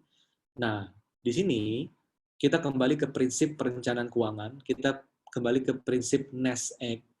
Kalau saya bisa mengumpulkan nest egg yang ketika nanti pensiun tidak perlu saya pakai sama sekali, tapi memberikan return tahunan, return bulanan, atau return per semesteran yang cukup buat saya pakai ketika nanti pensiun. Jadi pokoknya itu nggak kepake, saya hanya makan telurnya, maka teman-teman akan jatuh pada pilihan ini. Ini saya sebut sebagai hybrid investment. Kenapa? Karena kita selalu membagi antara investasi yang memberikan capital gain atau passive income Tapi ketika lagi krisis seperti ini, nanti akan ada di setelahnya jawab ya. Saya mungkin akan lebih detail menjelaskan tentang jawab kalau ada pertanyaan. Maksudnya seperti apa? Tapi pada dasarnya ketika harga value dari aset itu turun terus-menerus, menjadikan yield pasif dari aset tersebut itu jadi meningkat lebih baik dari biasanya, maka jangan hanya kita fokus pada aset yang harganya naik, tapi tidak bisa memberikan passive income kepada kita. Tapi ketika lagi krisis ini kesempatan buat kita semua, teman-teman, klien kita, untuk bisa memilih aset investasi jangka panjang yang sifatnya adalah hybrid, yaitu dia memberikan capital gain plus recurring income sekaligus. Nah, untuk hal ini saya nggak bilang bahwa ini yang terbaik, tapi ini adalah instrumen yang dalam coverage saya sepanjang keseharian saya, profesional saya, maka pilihan akan jatuh di dua macam tipe aset. Yang pertama adalah dividend stock. Yang kedua adalah properti untuk rental di sana. Jadi, kalau teman-teman bisa mendapatkan harga yang bagus dari saham atau harga yang bagus dari properti yang dijual murah, dan return-nya itu, katakan teman-teman beli properti yang return-nya itu bisa 2 kali dari deposito, misalnya. Atau teman-teman bisa mendapatkan saham yang dividen tahunannya, itu bisa 2 kali, 2,5 kali dari deposito. Dan kita jangan lupa, nilai dari properti kita, nilai dari saham kita juga bisa naik, tidak seperti deposito yang nilainya flat, maka itu akan menjadi peluang buat teman-teman, buat kita semua, buat klien kita, untuk menyusun keuangan yang jauh lebih baik sekaligus. Jadi tidak lagi saya di fase 10 tahun pertama saya ngumpulin uang, berinvestasi untuk naikin aset. Nanti di fase 10 tahun kedua, saya mau switch semua aset investasi saya untuk apa? Untuk mencari passive income. Enggak. Karena kalau kita mulai dengan sekarang, kita bisa dapat semuanya sekaligus. Dan ketika bisa sekaligus, 2 hal. Kita hemat tenaga, dan kita hemat waktu di sana. Oke, kita lanjut dikit lagi. Nah, bagaimana dengan yang lain? Saya menambahkan satu hal yang lain. Ini kan hybrid investment. Yang saya sampaikan di sini adalah dividend stock sama properti untuk rental. Tapi teman-teman juga bisa pertimbangkan apa? 2 tambahan di depan. Mutual fund, reksadana, dan growth stock. Saham yang bisnisnya bagus, tapi lagi murah, yang pasti benar-benar bagus ya, jangan menurut saya bagus tapi menurut orang nggak bagus. Nah, reksadana dan growth stock itu juga bisa menjadi pelengkap buat teman-teman. Karena tentu growth stock tumbuhnya bisa lebih cepat daripada dividend stock. Tapi di sini maksud saya kenapa saya sebutkan yang pertama adalah dividend stock, karena itu sekaligus. Ketika kita beli saham dividend stock, nanti capital gain kita dapat, dan passive income juga selalu dapat dan akan terus naik. Rental properti juga sama. Kita beli properti di harga yang murah, nanti harga properti juga naik, dan perlahan juga sewa dari properti juga cenderung akan naik sekaligus. Tapi jangan lupa adalah mutual fund dan growth stock-nya. Oke, ini terakhir, ini bagian terakhir. Jadi dari apa yang saya sampaikan di sini, mutual fund, growth stock, dividend stock, rental property, seperti ini, kita coba bagi menjadi 3. Jadi instrumennya apa aja, sektornya apa aja.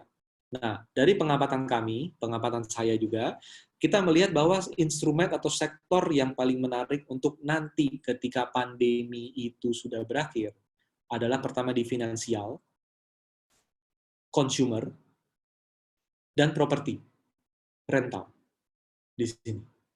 Kenapa? Kenapa finansial, kenapa consumer, kenapa di properti? Pertama, kalau di finansial, why? Karena finance itu bisnis yang umumnya karakter adalah konstan pertumbuhannya, constant growth. GDP Indonesia naik 5%, bisnis perbankan tuh naik mungkin 2 kali lipat minimal di sana. Jadi selama ekonomi tumbuh, maka ya ini ayam dan telur ya pada dasarnya ya. Cuma pada dasarnya bisnis finansial adalah bisnis penggerak ekonomi, selain consumer tentunya, maka kita bisa lihat bahwa sekarang ini harga saham bank tuh benar-benar ancur-ancuran. Teman-teman bisa lihat harga saham BRI, Mandiri, segala macam kan lagi parah-parahnya kan. Tapi coba dilihat, mungkin ini akan jadi hal yang menarik lagi nih untuk kita di alumni MMUGM ya. Mungkin kita bikin sebuah forum untuk ngebahas tentang perbankan, yang dari perbankan, profesional perbankan misalnya. Jadi ekonomi di bisnis finansial tuh cenderung konstan growth-nya, lalu menjadi motor ekonomi.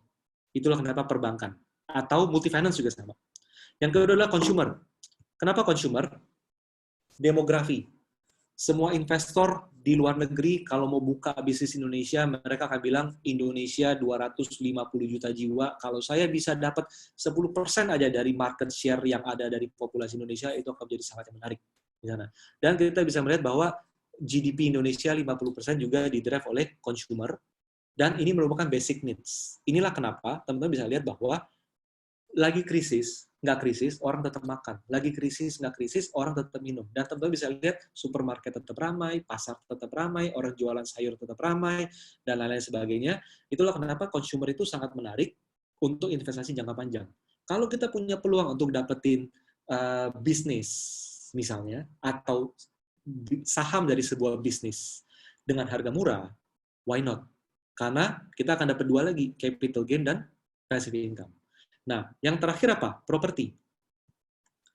Properti itu adalah unik. Tipenya gitu. Jadi, rumah walaupun ada 10 di sekitar kita, tapi kalau kita renovasi dengan cantik, kita isi dengan bagus, maka teman-teman punya daya jual yang jauh lebih baik daripada orang-orang lain. Jadi, bukan komoditas. Jadi, properti itu adalah komoditas. Tapi kalau teman bisa dandanin, maka itu akan menjadi sebuah aset yang sangat menarik, dan properti itu bisa dibeli dengan leverage. Jadi misalnya harga propertinya dari 2 miliar dijual 1 M. Mungkin nggak? Mungkin banget. Kalau orang namanya kepepet itu sangat mungkin. 1 M tentu bisa beli dengan apa? Dengan tunai kalau ada cash-nya. Jual emas teman-teman, beli properti mungkin seperti itu, dan yang bisa disewakan, atau teman bisa ajukan KPR ke bank, tapi nggak tahu ya kondisi saat ini, tapi pada dasarnya kalau analisa lolos ya pasti harusnya bisa juga, dan itu bisa menjadi benefit investasi di properti dibandingkan dengan di sektor lainnya. Oke, dan satu lagi jangan lupa protection. Kita lagi krisis, kita alokasi aset dan lain sebagainya, lalu kita pikirin financial sektornya apa aja sama yang bagus, bisnis apa yang harus saya buka, consumer, lalu beli properti di mana segala macam. Jangan lupa proteksi juga harus penting. Proteksi apa? Pertama, kesehatan. Jangan sampai capek-capek investasi malah sakit. Amin-amin. Lalu jangan sampai udah merencanakan keuangan untuk keluarga kita, untuk masa depan kita, amit-amit kita dipanggil lebih cepat, kita tidak ada proteksinya, dan keluarga di sekitar kita yang kita tinggalkan jadi kalang kabut atas hal tersebut. Itu juga jangan sampai hal jadi seperti itu. Oke, itu aja mungkin paling dari saya. Yang ingin penutup yang saya sampaikan di sini adalah satu hal, ini mengutip kata dari Warren Buffett, if you don't find a way to make money while you sleep, you will work until you die. Nah, jadikanlah momen sekarang ketika kita melihat banyak aset yang relatif murah, ketika orang sudah menyadari bahwa betapa pentingnya emergency fund semua orang miliki. Nah, ketika itulah kita harus bisa memanfaatkan segala peluang untuk membentuk nest egg aset investasi, untuk nest egg ketika nanti kita pensiun, buat kita, buat teman-teman, dan buat klien-klien kita. Mungkin itu Tai dari saya, dan kita mungkin akan masuk ke tanya-jawab jika ada pertanyaan dari teman-teman ya. Terima kasih. Ya, terima kasih Pak Rio. Menarik sekali paparannya, sangat insightful ya. Tadi juga dikasih tahu sektor-sektor yang menarik di saat pandemi atau krisis seperti ini. Ada 3 sektor ya, financial, consumer, atau properti yang bakal balik lebih dulu ya, Pak Rio, ketika pandemi mungkin mulai menurun atau sudah reda gitu ya. Nah, sebelum masuk ke tanya-jawab, di sini saya ingin coba untuk photo session terlebih dahulu nih, Pak Rio. Mungkin teman-teman boleh dinyalakan videonya, kita dokumentasikan momen yang sungguh langka ini, momen bersejarah nih ya. reuni CFP MMUGM yang pertama. Berkat Pak Arief dan kawan-kawan, di sini juga ada Pak Yuki, ada Pak Nanda, dan lain-lain semuanya ya. Mungkin kita foto bersama dulu. Ya. Sudah dinyalakan semua videonya? Pak Ai bilang langka, sebenarnya enggak Pak, karena kan bakal sering diadain Pak. Oh iya, ke depan bakal sering diadain, tapi ini yang pertama nih Pak, momen bersejarah nih.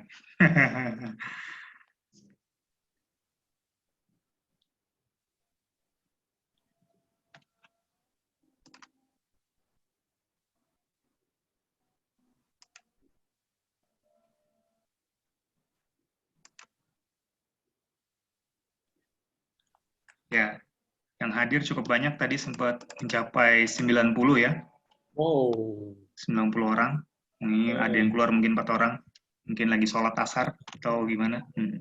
Sebelum masuk ke tanya jawab, saya coba mengingatkan kembali Bapak Ibu, teman-teman CFP MMUGM, bagi yang punya rezeki, ingin berdonasi untuk mengatasi COVID ya, di CFP MMUGM, mungkin nanti bisa disalurkan melalui rekening Cafe Gama Magister Management Bank Mandiri di rekening 121 000 160 8086 ya. Nah, untuk donasinya sendiri nanti mohon di belakangnya itu dikasih angka 19 ya. Jadi biar ketahuan dari CFP MMUGM, misalkan 100.019 atau 500.019 gitu ya.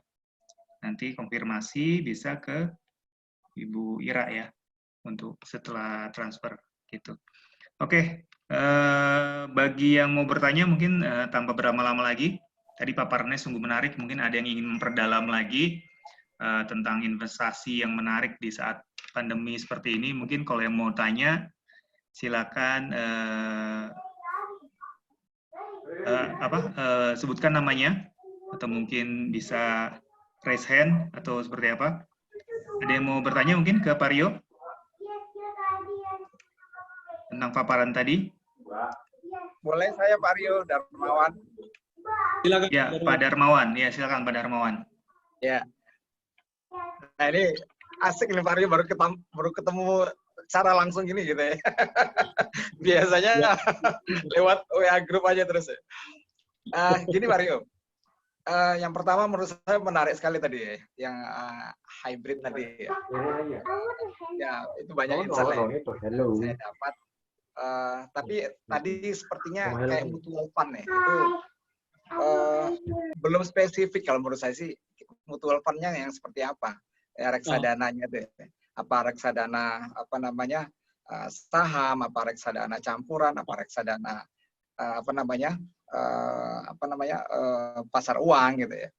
Nah soalnya gini ya, kalau saya ngelihat ya ini pun juga harus lebih spesifik ya, reksadana seperti apa yang kira-kira prospektif ya. Itu menurut saya kayak perlu dielaborasi lah oleh Pak Rio tadi. Itu pertama. Terus yang kedua ya tentang pilihan saya dari perbankan ya. Kita di sektor finansial.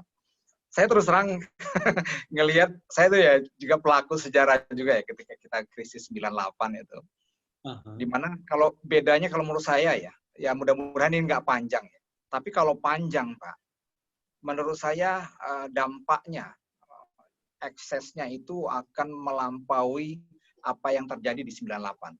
Waktu itu saya 98 itu kebetulan di kredit khusus kami, dan itu yang memang yang sangat terdampak itu adalah perusahaan besar, terutama perusahaan yang punya exposure pinjaman dalam bentuk falas ya, US dollar. Mereka itu bubble banget langsung ya. Tadinya 2.500 jadi 16.000 sempat, yang ya di rata-rata di 12.000. Itu bisa kebayangkan lonjakan kewajiban mereka yang akhirnya nggak tertanggung. Dan yang sustain waktu itu adalah justru sektor yang small ya, UMKM ini. Tapi kalau sekarang saya ngelihat, wah luar biasa. Rasanya nggak ada bank atau financial institution yang bisa yang nggak kena dampak besar dari krisis ini. Dulu juga kalau saya ngelihat, nah ini juga fenomena baru. Kalau dulu yang biasanya juga yang kedampak perusahaan besar dan yang restruct pun perusahaan besar. Sekarang tuh yang consumer pun itu restruct Pak. Ya kebayang nggak restruknya bisa penundaan jangka waktu atau mungkin penurunan kewajiban atau keringanan suku bunga gitu ya. Nah ini kalau saya melihat ngelihat luasnya rentang apa ya, rentang segmentasi yang terdampak ini, kalau menurut saya kalau ini lama aja, kalau setahun aja misalnya kita mengalami ini, menurut saya dampak kerugian yang akan dialami oleh sektor finansial itu akan lebih besar daripada tahun 98 gitu. Nah, kemudian kalau bank itu kan rata-rata kita di NIM tuh ya yang moderat lah, 5 sampai 4 sampai 10% lah. Kalau bank-bank mikro bisa sampai 10% kayak BRI. Artinya kalau nilai kerugian itu sudah nilai NPL itu sudah sampai 5%, itu udah alamat kan bank itu sudah nggak dapat keuntungan gitu. Kalau itu seperti kan dia cuma ngandalkan ya mungkin ya katakanlah pendapatan sempat dikumpul sampai bulan Maret aja. Nah ini menurut saya ya perlu diwaspadai juga perusahaan-perusahaan finansial seperti ini. Dan itu juga berimbas juga Pak akhirnya misalnya gini ya kayak kemarin kita nggak ngebayangkan bahwa sebuah perusahaan kayak mutual fund itu bisa kolaps ya. Tapi kalau misalnya katakanlah Pak ya, kita reksadana pasar uang katakanlah. Reksadana pasar uang salah satu dia sumber untuk mendapatkan return yang tinggi adalah mengambil deposito di bank buku 3, buku 2. Ya, kalau buku 4 ya posisi tawar mereka kurang lah ya. Nah, sehingga apa? Yang akan terdampak ini ya biasanya yang nggak punya kekuatan modal yang cukup ini justru bank-bank yang punya return gede ini. Nah ini juga menurut saya harus kita waspadai juga ya ketika misalnya jadi jangan sampai terlalu yakin DPU aman gitu. Ya, menurut saya sih nggak juga. Bank zaman itu kalau dia tidak direkap oleh pemerintah, wah udah habis semua. Dan juga kalau saya ngelihat kemampuan finansial pemerintah sekarang untuk yang rutin aja kayak misalnya untuk tes COVID aja udah nggak ada dana lagi deh, apalagi misalnya untuk sampai mereka bank, saya nggak kebayang gitu ya beban pemerintah apa mereka sanggup untuk mengcover mungkin kerugian sektor finansial yang mungkin terjadi di krisis COVID saat ini. Itu mungkin Pak Rio pertanyaan. Terima kasih Pak. Menarik banget. Tapi mungkin saya akan coba jawab ya Pak ya. Ya. Jadi begini, mungkin pertanyaan dari Pak Darmawan yang pertama adalah belum detail reksadana apa. Jadi memang saya sengaja nggak di materi karena ingin berharap ada tanya jawab seperti ini. Jadi pada dasar begini, sebenarnya kalau saya pribadi, saya akan lebih memilih ke saham langsung, obligasi langsung, atau deposito langsung daripada reksadana. Mohon maaf kalau ada teman-teman yang di reksadana. Tapi kalau kita tidak punya kompetensi dalam mencari atau knowledge dalam mencari apa yang ada di sekitar kita, maka reksadana menjadi solusi yang sangat baik di sana. Nah, kalau bicara mengenai reksadana, akhirnya memilih reksadana apa? Pertama, reksadana kalau urusan dengan pertumbuhan ekonomi, tentu adalah reksadana saham. Tapi bukan asal beli sekarang. Gitu. Jadi apa yang saya sampaikan mengenai investasi di sektor finansial, consumer, dan properti, itu bukan serta-merta habis kelas ini, pokoknya beli rumah, beli ini, bukan kayak gitu ya. Tapi ini untuk bersiap-siap bahwa ini sektor-sektor yang mana yang cocok buat saya untuk saya mulai nanti masuk perlahan. Nanti kembali ke budgeting. Budgeting adalah hal yang berbeda, tapi pada dasarnya perlu ada budgeting dulu Pak di sana. Nah, jadi kalau bicara reksadana apa? Jadi kalau bicara mengenai potensi pertumbuhan ekonomi Indonesia, maka pertumbuhan ekonomi Indonesia direflect oleh IHSG. Nah, ketika bicara IHSG, maka pilihan pertama ada di reksadana saham. Reksadana saham. Nah, yang kedua, kalau saya melihat bahwa untuk memaksimalkan minimal hasil, maka opsi untuk reksadana pendapatan tetap itu relatif dinomor duakan untuk saat ini mungkin perlu dipertimbangkan seperti itu Pak. Jadi bukan berarti langsung masuk reksadana saham, tapi maksudnya ketika kita mau memulai alokasi investasi di reksadana, maka fokus adalah di reksadana saham di sana. Nah, satu hal reksadana, tadi kan Pak Darmawan juga bilang ya, ini reksadana kita nggak nyangka nih ada perusahaan yang bangkrut, kan gitu ya Pak ya, reksadananya. Jadi tips dalam memilih reksadana sebenarnya, ini saya udah berkali-kali bicarakan ini ke banyak kelas. Jadi ada reksadana yang NAB-nya 1.000, ada reksadana yang NAB-nya 10.000. Saya pilih yang mana? Kalau saya pribadi, ini no offense dengan brand-brand lain gitu ya. Jadi kalau saya disuruh memilih, saya akan memilih reksadana yang NAB mahal. Karena apa? Ketika NAB udah mahal, itu kemungkinan besar umurnya udah lama. Dan faktanya kita bisa melihat bahwa dari kasus yang kemarin aset manajemen banyak yang banyak kena itu Pak, teman-teman, itu adalah NAB yang baru-baru, maksudnya yang bukan yang tinggi-tinggi amat. Saya rasa sedikit sekali yang di atas 5.000 yang kena, tapi yang di bawah 5.000 di sana. Nah, itulah kenapa kalau bagi saya paling penting beli reksadana itu dari perusahaan yang pertama permodalannya jelas, namanya terjaga, dan NAB-nya udah mahal. Karena dengan udah mahal menunjukkan usia dan kebijaksanaannya di sana. Lalu kalau kita bicara perbankan, setuju. Jadi memang seperti Pak Darmawan sampaikan bahwa semua orang sangat worry dengan finansial, dengan apapun, bahkan nggak perlu perbankan, kita pun juga was-was juga kan, ini cukup nggak ya, ini cukup nggak ya, ini kalau sebulan lagi bagaimana, kalau 3 bulan lagi kayak gini terus gimana, kalau 6 bulan kayak gini kayak gimana. Memang semua seperti itu, dan saya yakin, satu hal yang saya yakin adalah semua orang di bidangnya masing-masing lagi putar otak untuk menjadikan dia tidak terjatuh dalam krisis. Sama seperti prinsip yang tadi saya sampaikan di awal, dari kata quotes dari Pak Chairul Tanjung, bahwa pada dasarnya ketika krisis kita harus bersiap-siap, berjaga-jaga. Ketika tidak krisis, kita jadi paling kuat, tapi ketika krisis berlangsung lama, kita masih stay di atas. Kan seperti itu. Nah, jadi satu hal memang saya nggak bisa pungkiri bahwa, memang kondisi lagi sedang tidak mengenakan.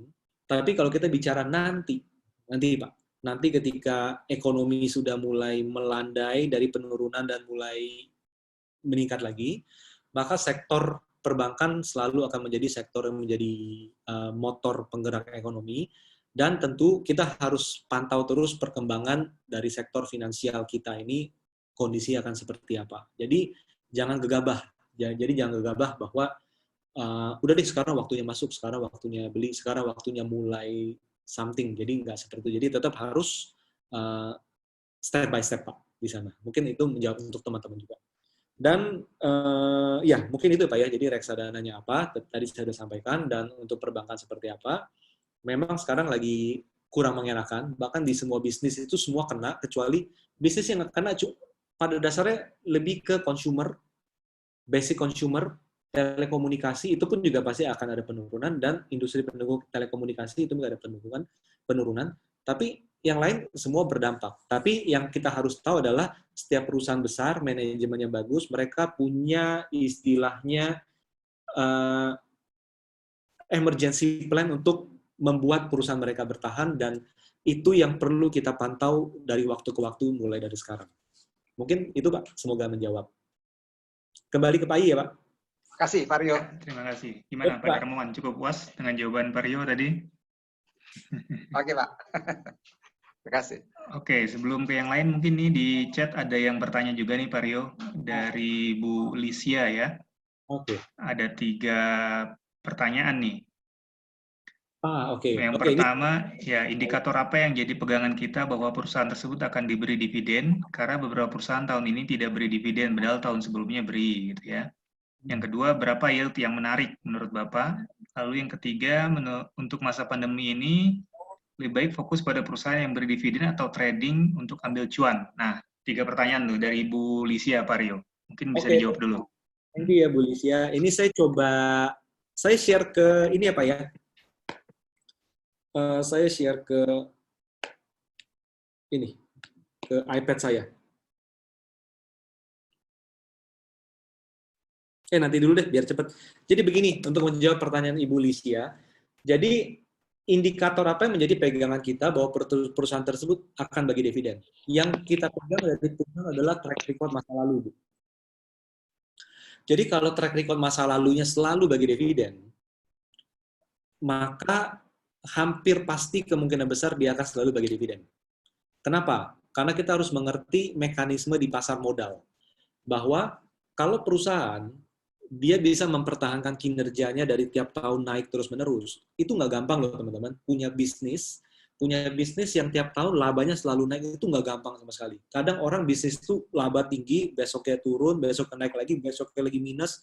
Kadang seperti itu, fakta yang sering ketemu di lapangan. Tapi kalau dia bisa terus bergerak, tumbuh positif laba dari tahun ke tahun, itu adalah sesuatu yang luar biasa. Itu yang pertama. Kedua adalah kita harus lihat setiap dia mendapatkan laba, apakah dia selalu bagi dividen.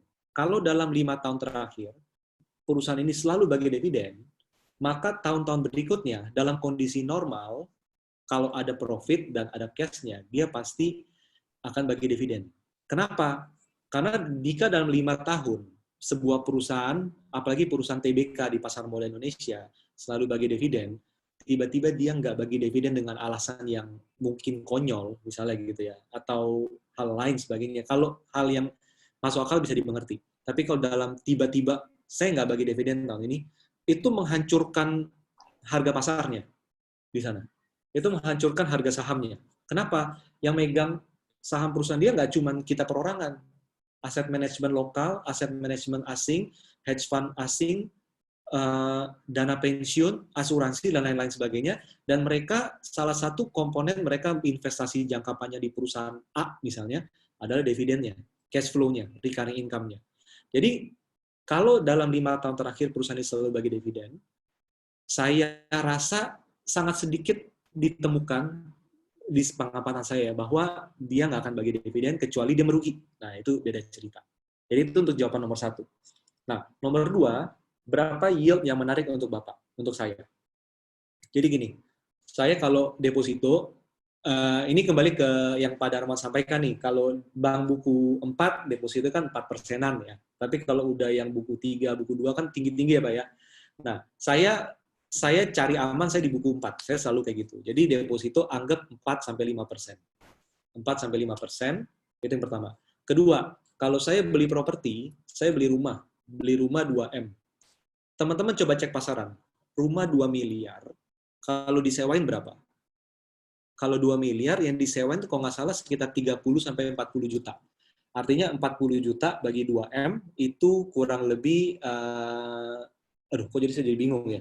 40 juta, 4%. Sorry, 2%. Jadi ngaco nih, udah mau libur nih. Jadi 2 miliar, dapat 40 juta, itu 2%. Jadi kalau saya invest di deposito, saya dapat 4%. Kalau saya invest di rumah, saya dapat 2%. Lagi, kita lihat lagi. Kalau saya beli apartemen, nilainya 1 miliar, dia dapat rental sekitar 60 juta misalnya, tergantung ya di lokasi ya. Artinya 6%. Nah, pertama, kalau saya deposito 4%, saya dapat recurring income 4% per tahun, 1 tahun doang. Tahun berikutnya tergantung suku bunga, ya kan? Dan saya nggak dapat capital gain, itu deposito. Kalau saya invest di rumah, saya dapat passive income 2%, tapi rumah itu nggak bisa saya jual. Karena kalau teman-teman beli rumah 2M, teman-teman mau langsung jual, lakunya 1,5M. Capital loss, ya kan? Artinya beli, simpan, nikmati 2%. Properti kayak apartemen juga sama. Beli 1M, dapat 60 juta, misalnya. Nah, itu 6%, tapi asetnya nggak bisa dijual. Nah, kalau saya pribadi, kalau saya dapat saham sebuah perusahaan yang 5 tahun terakhir selalu laba, 5 tahun terakhir selalu bagi dividen, dan payout ratio dividennya selalu konstan, misalnya nih, contohnya, tiap tahun dia selalu bagi dividen 40%, terus tiap laba naik dibagi 40%, laba turun dibagi 40%, laba menanjak 40%, seperti itu 5 tahun terakhir. Maka saya bisa proyeksikan bahwa dengan kondisi pandemi dan lain sebagainya, dengan labanya mungkin tahun ini turun 30%, asumsinya artinya dividen dia juga turun 30% dari tahun kemarin, dan dengan harga sekarang yang udah turun, saya bisa dapetin katakan 6%, saya akan pilih saham. Dan saham itu akan saya pilih. Gitu. Karena apa? Dengan beli saham, saya punya bisnis yang uangnya bukan uang mati, seperti di properti, misalnya. Saya beli 100 juta di saham sama 100 juta properti, nggak mungkin, nggak bisa. Pertama kan nggak bisa properti. Anggap 1M. 1M beli saham sama 1M beli rumah, 1M yang dibeliin rumah itu nggak akan bisa dijual. Tapi 1M dibeliin saham, tetap bisa dijual, dan dapat passive income yang lebih bagus daripada di properti. Di properti ada pajak sewa, ada PBB, ada maintenance bulanan, ada lain-lain. Tapi kalau di saham, itu beda. Jadi kalau saya, walaupun saya tadi rekomendasikan di saham dan properti, tapi tetap kalau harus dipilih antara dua itu, saya akan pilih saham yang selalu bagi dividen yang konsisten. Semoga itu menjawab di nomor 2 ya, Bu Lisia ya. Nah, nomor 3, untuk masa pandemi ini, apakah lebih baik kita fokus pada perusahaan yang bagi dividen atau trading sambil cari profit? Market lagi jelek, ekonomi lagi jelek, saya nggak menyarankan untuk trading saham di sana. Jadi ketika market jelek, itu waktu buat investor. Tapi ketika market sudah stabil atau bagus, itu waktu buat trader. Jadi kalau kita mau trading, nggak sekarang. Tunggu market sudah mulai stabil dulu, nggak turun-turun lagi, dan mulai menanjak. Tapi kalau kita mau investasi, yang kita tunggu adalah waktu sekarang. Ketika semua orang jualan, kita akan cari mana yang terbaik, dan di sana kita mulai cicil-cicil beli. Intinya budgeting itu penting. Jangan semuanya langsung dibeliin. Aset yang teman-teman mau beli. Mungkin itu ya Bu Lisia, semoga menjawab 3 pertanyaan Ibu. Gitu Pak I. Ya, terima kasih Pak Rio. Menarik juga pertanyaannya, mungkin banyak dialami sama teman-teman juga nih, yang dialami sama Bu Lisia. Bingung antara trading atau invest jangka panjang gitu ya Pak Rio ya. Sangat berisiko ya kalau trading gitu. Iya, untuk trading sangat berisiko. Sekarang itu waktunya investasi sebenarnya. Investasi. Oke, pertanyaan berikutnya dari Pak Caleb ya. Bagaimana money management yang baik antara trading dan investasi? Level entry berapa ISG yang ideal untuk masuk ke dalam sektor financial dan consumer nih, Pak Rio? Oh, Oke. Jadi begini, money management itu sebenarnya kembali ke ini Pak, teman-teman. Kita kan di financial planner, kita kan ada istilah basic liquidity ratio, lalu ada investment ratio, lalu ada saving ratio, dan lain sebagainya. Jadi kan pada dasarnya kan kita harus pastikan bahwa cash kita, kas dan setara kas kita adalah minimal 6 kali dari biaya bulanan kita sekeluarga. Itu yang pertama yang paling penting. Lebih dari itu, barulah dialihkan ke investasi. Nah, investasi itu berapa banyak? Jadi pada dasarnya kembali ke saving ratio. Minimum saving ratio itu kan 10%. Tapi kalau kata Pak Sabto, dan kita juga pasti setuju, bahwa nabung 10% dari pendapatan itu nggak akan pernah cukup. Jadi harus 20%. Artinya apa? Artinya dari pendapatan teman-teman, dari pendapatan Pak Caleb itu 20% harus dialokasikan ke investasi yang bisa dipilih Pak. Mau yang capital gain doang, atau yang ada recurring income atau dividennya, atau ada passive income-nya. Hybrid kalau istilah saya. Nah, ketika Bapak, Ibu, teman-teman bisa mendapatkan investasi yang sekaligus dua-duanya, pada dasarnya jalannya terus investasi di tempat tersebut seperti itu, dicicil setiap bulan terus-menerus. Nah, kalau bicara trading atau investasi, trading saham atau investasi saham, pada dasarnya itu nggak bisa dijawab karena itu kembali ke kebutuhan kita. Setiap orang punya kebutuhan yang berbeda. Kalau dalam perencanaan keuangan, saya akan lebih cenderung menyarankan investasi. Tapi kalau ada uang lebih yang sudah dialokasikan buat investasi udah habis, lalu untuk dana darurat udah habis, untuk basic liquidity ratio, quick ratio udah habis, udah cukup dan masih sisa, mau trading boleh, dan mau berapa banyak tradingnya itu kembali ke pribadi masing-masing. Tapi yang penting basic financial planning-nya itu udah harus terpenuhi dulu di sana. Mungkin gitu, Pak I. Terima kasih, Pak Rio. Ada lagi mungkin dari teman-teman yang ingin bertanya ke Pak Rio? Menarik sekali ini bahasannya. Ini ada pertanyaan dari Bro Ryan. Nah, ya. ini nih. ini satu angkatan nih. Jadi Ya, selain masalah capital gain, juga masalah likuiditas. Ini apa ya? Ini mungkin instrumen apa ya? Ya, jadi begini. Jadi kalau kita investasi, kita harus ingat, yang saya beli, harga bisa naik nggak? Naiknya tuh naik real naik, atau semu naik, atau kata orang naik, gitu. Itu yang paling harus dihati-hati. Iya tuh, dia udah beli 2 tahun lalu, sekarang harga naik. Tapi harga naik beneran naik nggak? Kalau dia jual, beneran nggak harga di sana? Atau malah nggak ada yang beli. Jadi artikan itu kenaikan capital gain semu. Jadi kita harus hati-hati dengan aset-aset yang capital gain-nya capital gain semu di sana. Ya. Oke.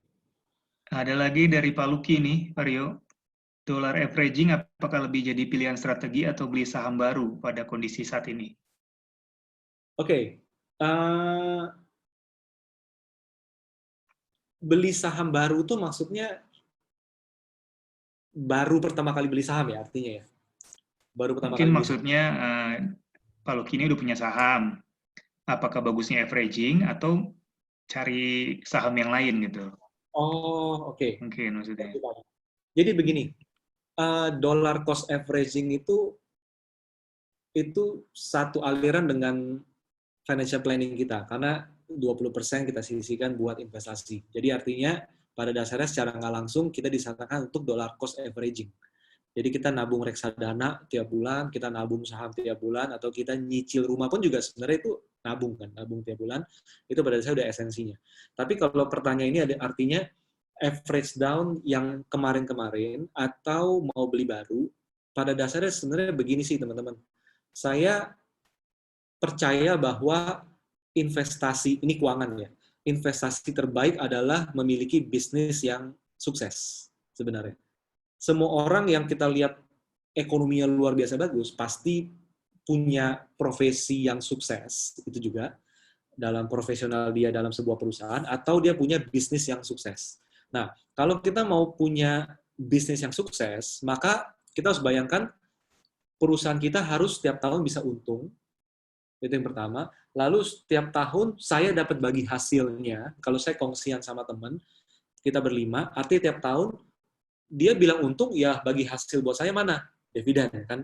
Jadi artinya dia harus setiap tahun bisa untung, dan setiap tahun harus bagi dividen, dan ujung-ujungnya laporan keuangannya artinya bagus, setiap tahun tumbuh. Nah, kalau Pak Luki, Ibu Luki kayaknya nih, kalau dollar cost averaging itu untuk saham yang lama, kalau saham lama itu udah memenuhi syarat tadi, Bu, selalu laba, selalu bagi dividen, dan laporan keuangannya sehat, maka lanjutin aja. Jadi kalau misalnya nih, udah terlanjur beli saham di tahun 2019, mahal, sekarang harga di bawah, tapi saham di atas itu memenuhi syarat tadi, selalu laba, selalu bagi dividen dalam 5 tahun terakhir, dan bisnis modelnya juga bukan yang orang nggak akan pakai lagi, gitu ya. Maka ketika turun, ini waktunya untuk dollar cost averaging. Setiap ada income, ada alokasi investasi, ini waktunya averaging. Kenapa? Nanti harga akan lama-lama akan turun, seperti itu. Tapi kalau perusahaan yang lama ini nggak pernah untung, atau jarang untung, nggak pernah bagi dividen, nggak pernah bagi hasil, mendingan dilepas sebenarnya di sana. Semoga menjawab, Bu. Ya, terima kasih Pak Rio. Sama-sama. Berarti kalau misalkan ada case, misalkan kalau kita sudah punya saham nih Pak Rio, sahamnya nyangkut lah dikatakan saat seperti ini. Nah, tindakan yang harus kita lakukan apa nih Pak? Nah, jadi kalau misalnya ada kasus seperti itu ya Pak ya, jadi kalau nyangkut, kita balik lagi, kita lihat. Gini, ini nyangkut untuk trading, dulunya untuk trading, atau nyangkut karena memang dari dulu dibeli untuk dilupain, gitu. Artinya kan investasi. Nah, kita kalau bicara mengenai trading, mau nggak mau, sebenarnya itu harusnya udah dijual dari kemarin-kemarin. Tapi kalau belum dijual-jual, ya jangan average down. Pokoknya jangan pernah average down. Jangan nambah modal di bisnis yang rugi. Prinsipnya kayak gitu. Tapi kalau kita bicara mengenai investasi, dan tadi yang saya sampaikan ke Ibu Luki Herviana, ya, Bu Luki Herviana, Pak Luki, memang udah bagus, 5 tahun terakhir selalu bagi dividen, 5 tahun terakhir selalu laba, dan labanya selalu meningkat tiap tahun, dan bisnis model masih bagus, maka ketika nyangkut, ini kan juga istilah nyangkut ya Pak I ya, artinya ketika nyangkut, nah ini waktunya untuk nambah nih, untuk nambah terus. Dari uang yang ada bulanan, dari tabungannya dicairkan, deposit dicairkan, emas yang dijual, US dollar yang dijual, ini untuk nabung. Dan ketika kita dalam posisi seperti itu, maka psikologi kita adalah kalau bisa market jangan naik-naik dulu. Kenapa? Dibawa terus biar saya punya waktu yang banyak untuk nabung. Akhirnya beda harapan lagi, Pak. Ya, ya. Banyaknya kan Pak, niatnya sebenarnya untuk trading, tapi karena nyangkut jadi investasi gitu Pak. Banyak kan gitu. Sama Pak, itu nggak cuma di saham Pak, di properti juga sama. Kita juga melihat bahwa ekonomi kan dari tahun 2015 sampai 2000, saya ingat dari 2015 deh, 2015 sampai sebelum pandemi ini kan orang banyak bilang ekonomi slow. Bagi kita, itu karena apa? Karena uang itu nyangkut di properti juga. Tadinya beli properti untuk nanti dijual, tapi jadinya nggak bisa dijual. Dan yang diperparah apa? Diperparah dengan udah ngambil properti, cicilan, dan sepertiga gaji lagi. Artinya secara otomatis income semua orang yang ambil properti itu sepertiga hilang untuk properti. Jadi aset sih, tapi daya beli jadi turun juga. Gitu. Oke, terima kasih Pak Rio. Nah, ini ada pertanyaan lagi Pak dari Pak Himawan nih. Ya, Pak. Halo Pak Rio, seperti saran Bapak tadi untuk jangan trading di saat krisis ini, bagaimana sikap Bapak terkait dengan intervensi OJK dan BI yang mengurangi ARB dari semula 26% kemudian jadi 10%, dan update terakhir menjadi 7%. Apakah ini tidak memperkecil resiko loss di saat ARA tetap dan skema 25-30%? Please advice nih Pak Rio. Thank you pertanyaan Pak Himawan. Jadi gini Pak, kita harus membayangkan ini nggak dari sudut pandang kita sebagai trader doang. Karena memang pada dasarnya kalau market itu irasional, harga itu memang bisa turun 30%, bisa naik 30%, bisa dan lain sebagainya. Dan ketika fluktuasi itu begitu tinggi, itu membuat trader yang baru, trader yang belum berpengalaman, trader yang bahkan udah berpengalaman tapi nggak siap dengan psikologi, itu bakal kalang kabut. Banyak orang sakit juga di sana. Pertama, banyak orang pusing juga, dan banyak orang akhirnya apa? Udah turun 30%, dijual, atau naik 60%. Balik ke harga pembukaan, naik lagi 30%, 60%. Itu kan memang pada dasarnya itu yang ingin dikurangi, yang pertama. Dari sisi investor. Tapi kita harus lihat dari sisi industri juga. Karena kalau dibiarkan terjadi bahwa dibiarkan turun 30% sehari atau 40% sehari tidak ada auto reject, kita harus bayangkan produk-produk investasi yang ada marginnya itu for sale semua di sana. Lalu ada produk-produk yang misalnya repo itu bakal for sale semua. Itu jadi nggak cuma dari kita sebagai trader atau investor perorangan, tapi kalau kita ada di industri itu akan lebih baik kalau dibatasin. Karena apa? Kalau tiba-tiba sehari bisa turun 30% dan naik ke harga balik dan naik lagi 30%, artinya kan range 60% sehari. Itu banyak sekali produk-produk investasi yang bisa bermasalah. Jadi kalau saya pribadi, saya cukup setuju dengan pembatasan demi apa ya? Istilahnya demi ekosistem industri sebenarnya. Kayak gitu Pak. Semoga menjawab ya Pak Himawan ya. Ya, terima kasih Pak Rio. Gimana Pak Himawan? Cukup puas ya? Nah, ini ada pertanyaan lagi dari Pak Yuki nih, Pak Rio. Kalau investasi buat orang awam, mending yang pasti-pasti aja, blue chip, semacam Unilever atau INDF, sekalipun krisis seperti ini, itu mencetak laba, atau gimana nih, Pak Rio? Untuk orang awam nih. Sip, Pak Yuki. Jadi memang, sebenarnya gini Pak, jadi buat investasi orang awam, ataupun yang udah profesional, ataupun udah senior, pada dasarnya saya sangat setuju bahwa mulai semua dari blue chip. Karena selalu ada alasan kenapa perusahaan jadi blue chip. Dan dia selalu bertahan jadi blue chip. Yaitu apa? Tadi yang saya bilang. Dia setiap tahun selalu laba, labanya selalu naik, bisnis modelnya menjanjikan. Ini kayak Indofood, siapa sih yang nggak makan Indomie? Lagi seneng makan Indomie, lagi susah makan Indomie. Ya kan? Ekonomi lagi bagus makan Indomie, lagi corona juga orang makan Indomie. Kan di situ kan. Itu kan benar-benar bisnis model yang wah itu luar biasa banget gitu. Nah, kalau perusahaan selalu laba, lalu laba selalu naik tiap tahun, selalu bagi dividen, bagi hasil, dan bisnis modelnya seperti Indomie masih bagus, maka pada dasarnya blue chip ini bukan hanya milik pemula, tapi milik untuk semua orang gitu. Milik semua orang. Dan kalau ada saham perusahaan lain yang punya karakter seperti ini, tapi bukan blue chip, itu pun juga tetap perlu dipertimbangkan. Karena apa?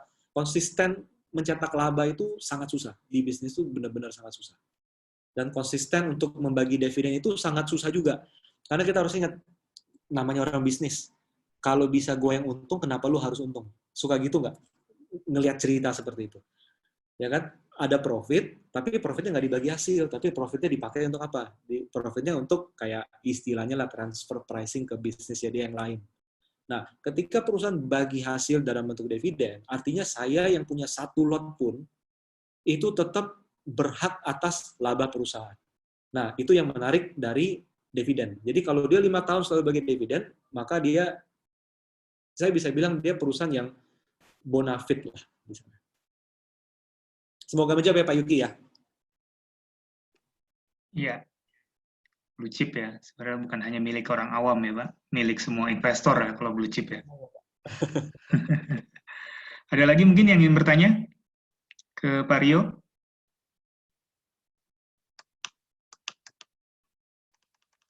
Mungkin sudah pada tercerahkan ya Pak ya. Ya, Pak. Dia mengingat waktu juga mungkin sudah mendekati jam 4, jadi kalau memang sudah tidak ada yang bertanya lagi, kita akhiri sesi kali ini bersama Pak Rio. Mungkin kita berikan aplaus dulu buat Pak Rio. Terima kasih atas materinya yang insightful sekali tentang investasi di saat pandemi seperti ini ya. Nah, buat teman-teman yang lain mungkin jika ada masukan atau feedback mengenai acara ini atau mengenai sesi temu alumni kita kali ini, mungkin nanti bisa di-share, bisa lewat grup WhatsApp kita mungkin, atau mungkin bisa ke Pak Arief, atau ada materi buat feedbacknya Pak Arief dari teman-teman? Nggak ada ya, nanti mungkin bisa di-share juga. Nah, kita rencana mungkin nanti akan ada sesi berikutnya, itu tanggal 2 Juni ya. Nanti bisa di-share juga mungkin kira-kira ingin materi apa, atau ingin siapa yang mau jadi pembicara, atau ada yang ingin mengajukan diri, mungkin kita welcome juga ya Pak Arief ya, untuk discuss gitu ya. Jadi semoga para alumni CIP MMUGM ini tetap bisa berhubungan erat ya, sebagai satu keluarga, saling membantu dan saling membuat hal-hal yang positif, nggak hanya buat dirinya sendiri, tapi juga buat MMUGM dan mungkin buat klien-kliennya dan masyarakat umum secara luas gitu ya. Pak Arief, mungkin ada yang mau ditambahkan sebelum ditutup acaranya? Baik, terima kasih teman-teman semua. Jadi atas kesempatan diberikan, atas waktu yang kita teman hari ini, saya ucapkan terima kasih.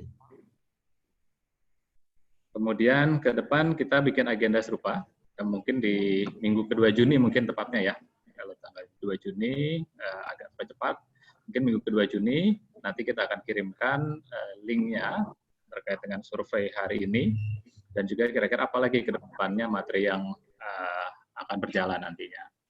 Gitu. Dari saya cukup, terima kasih teman-teman, salam sehat buat semuanya, tetap jaga kesehatan.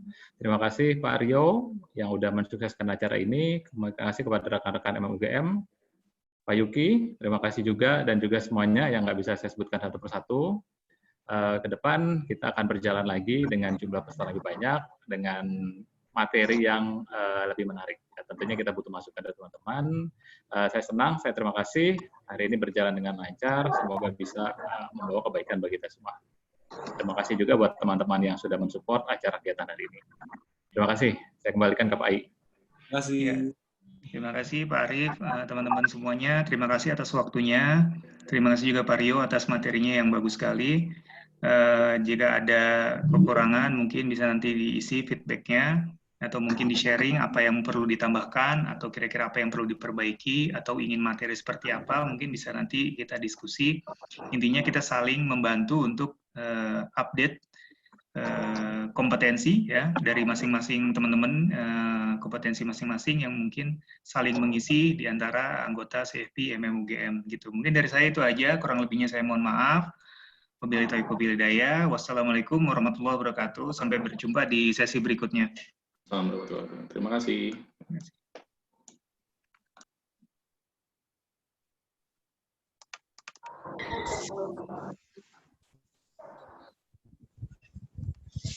Sukses terus ya Mas Mario, Mas Rio.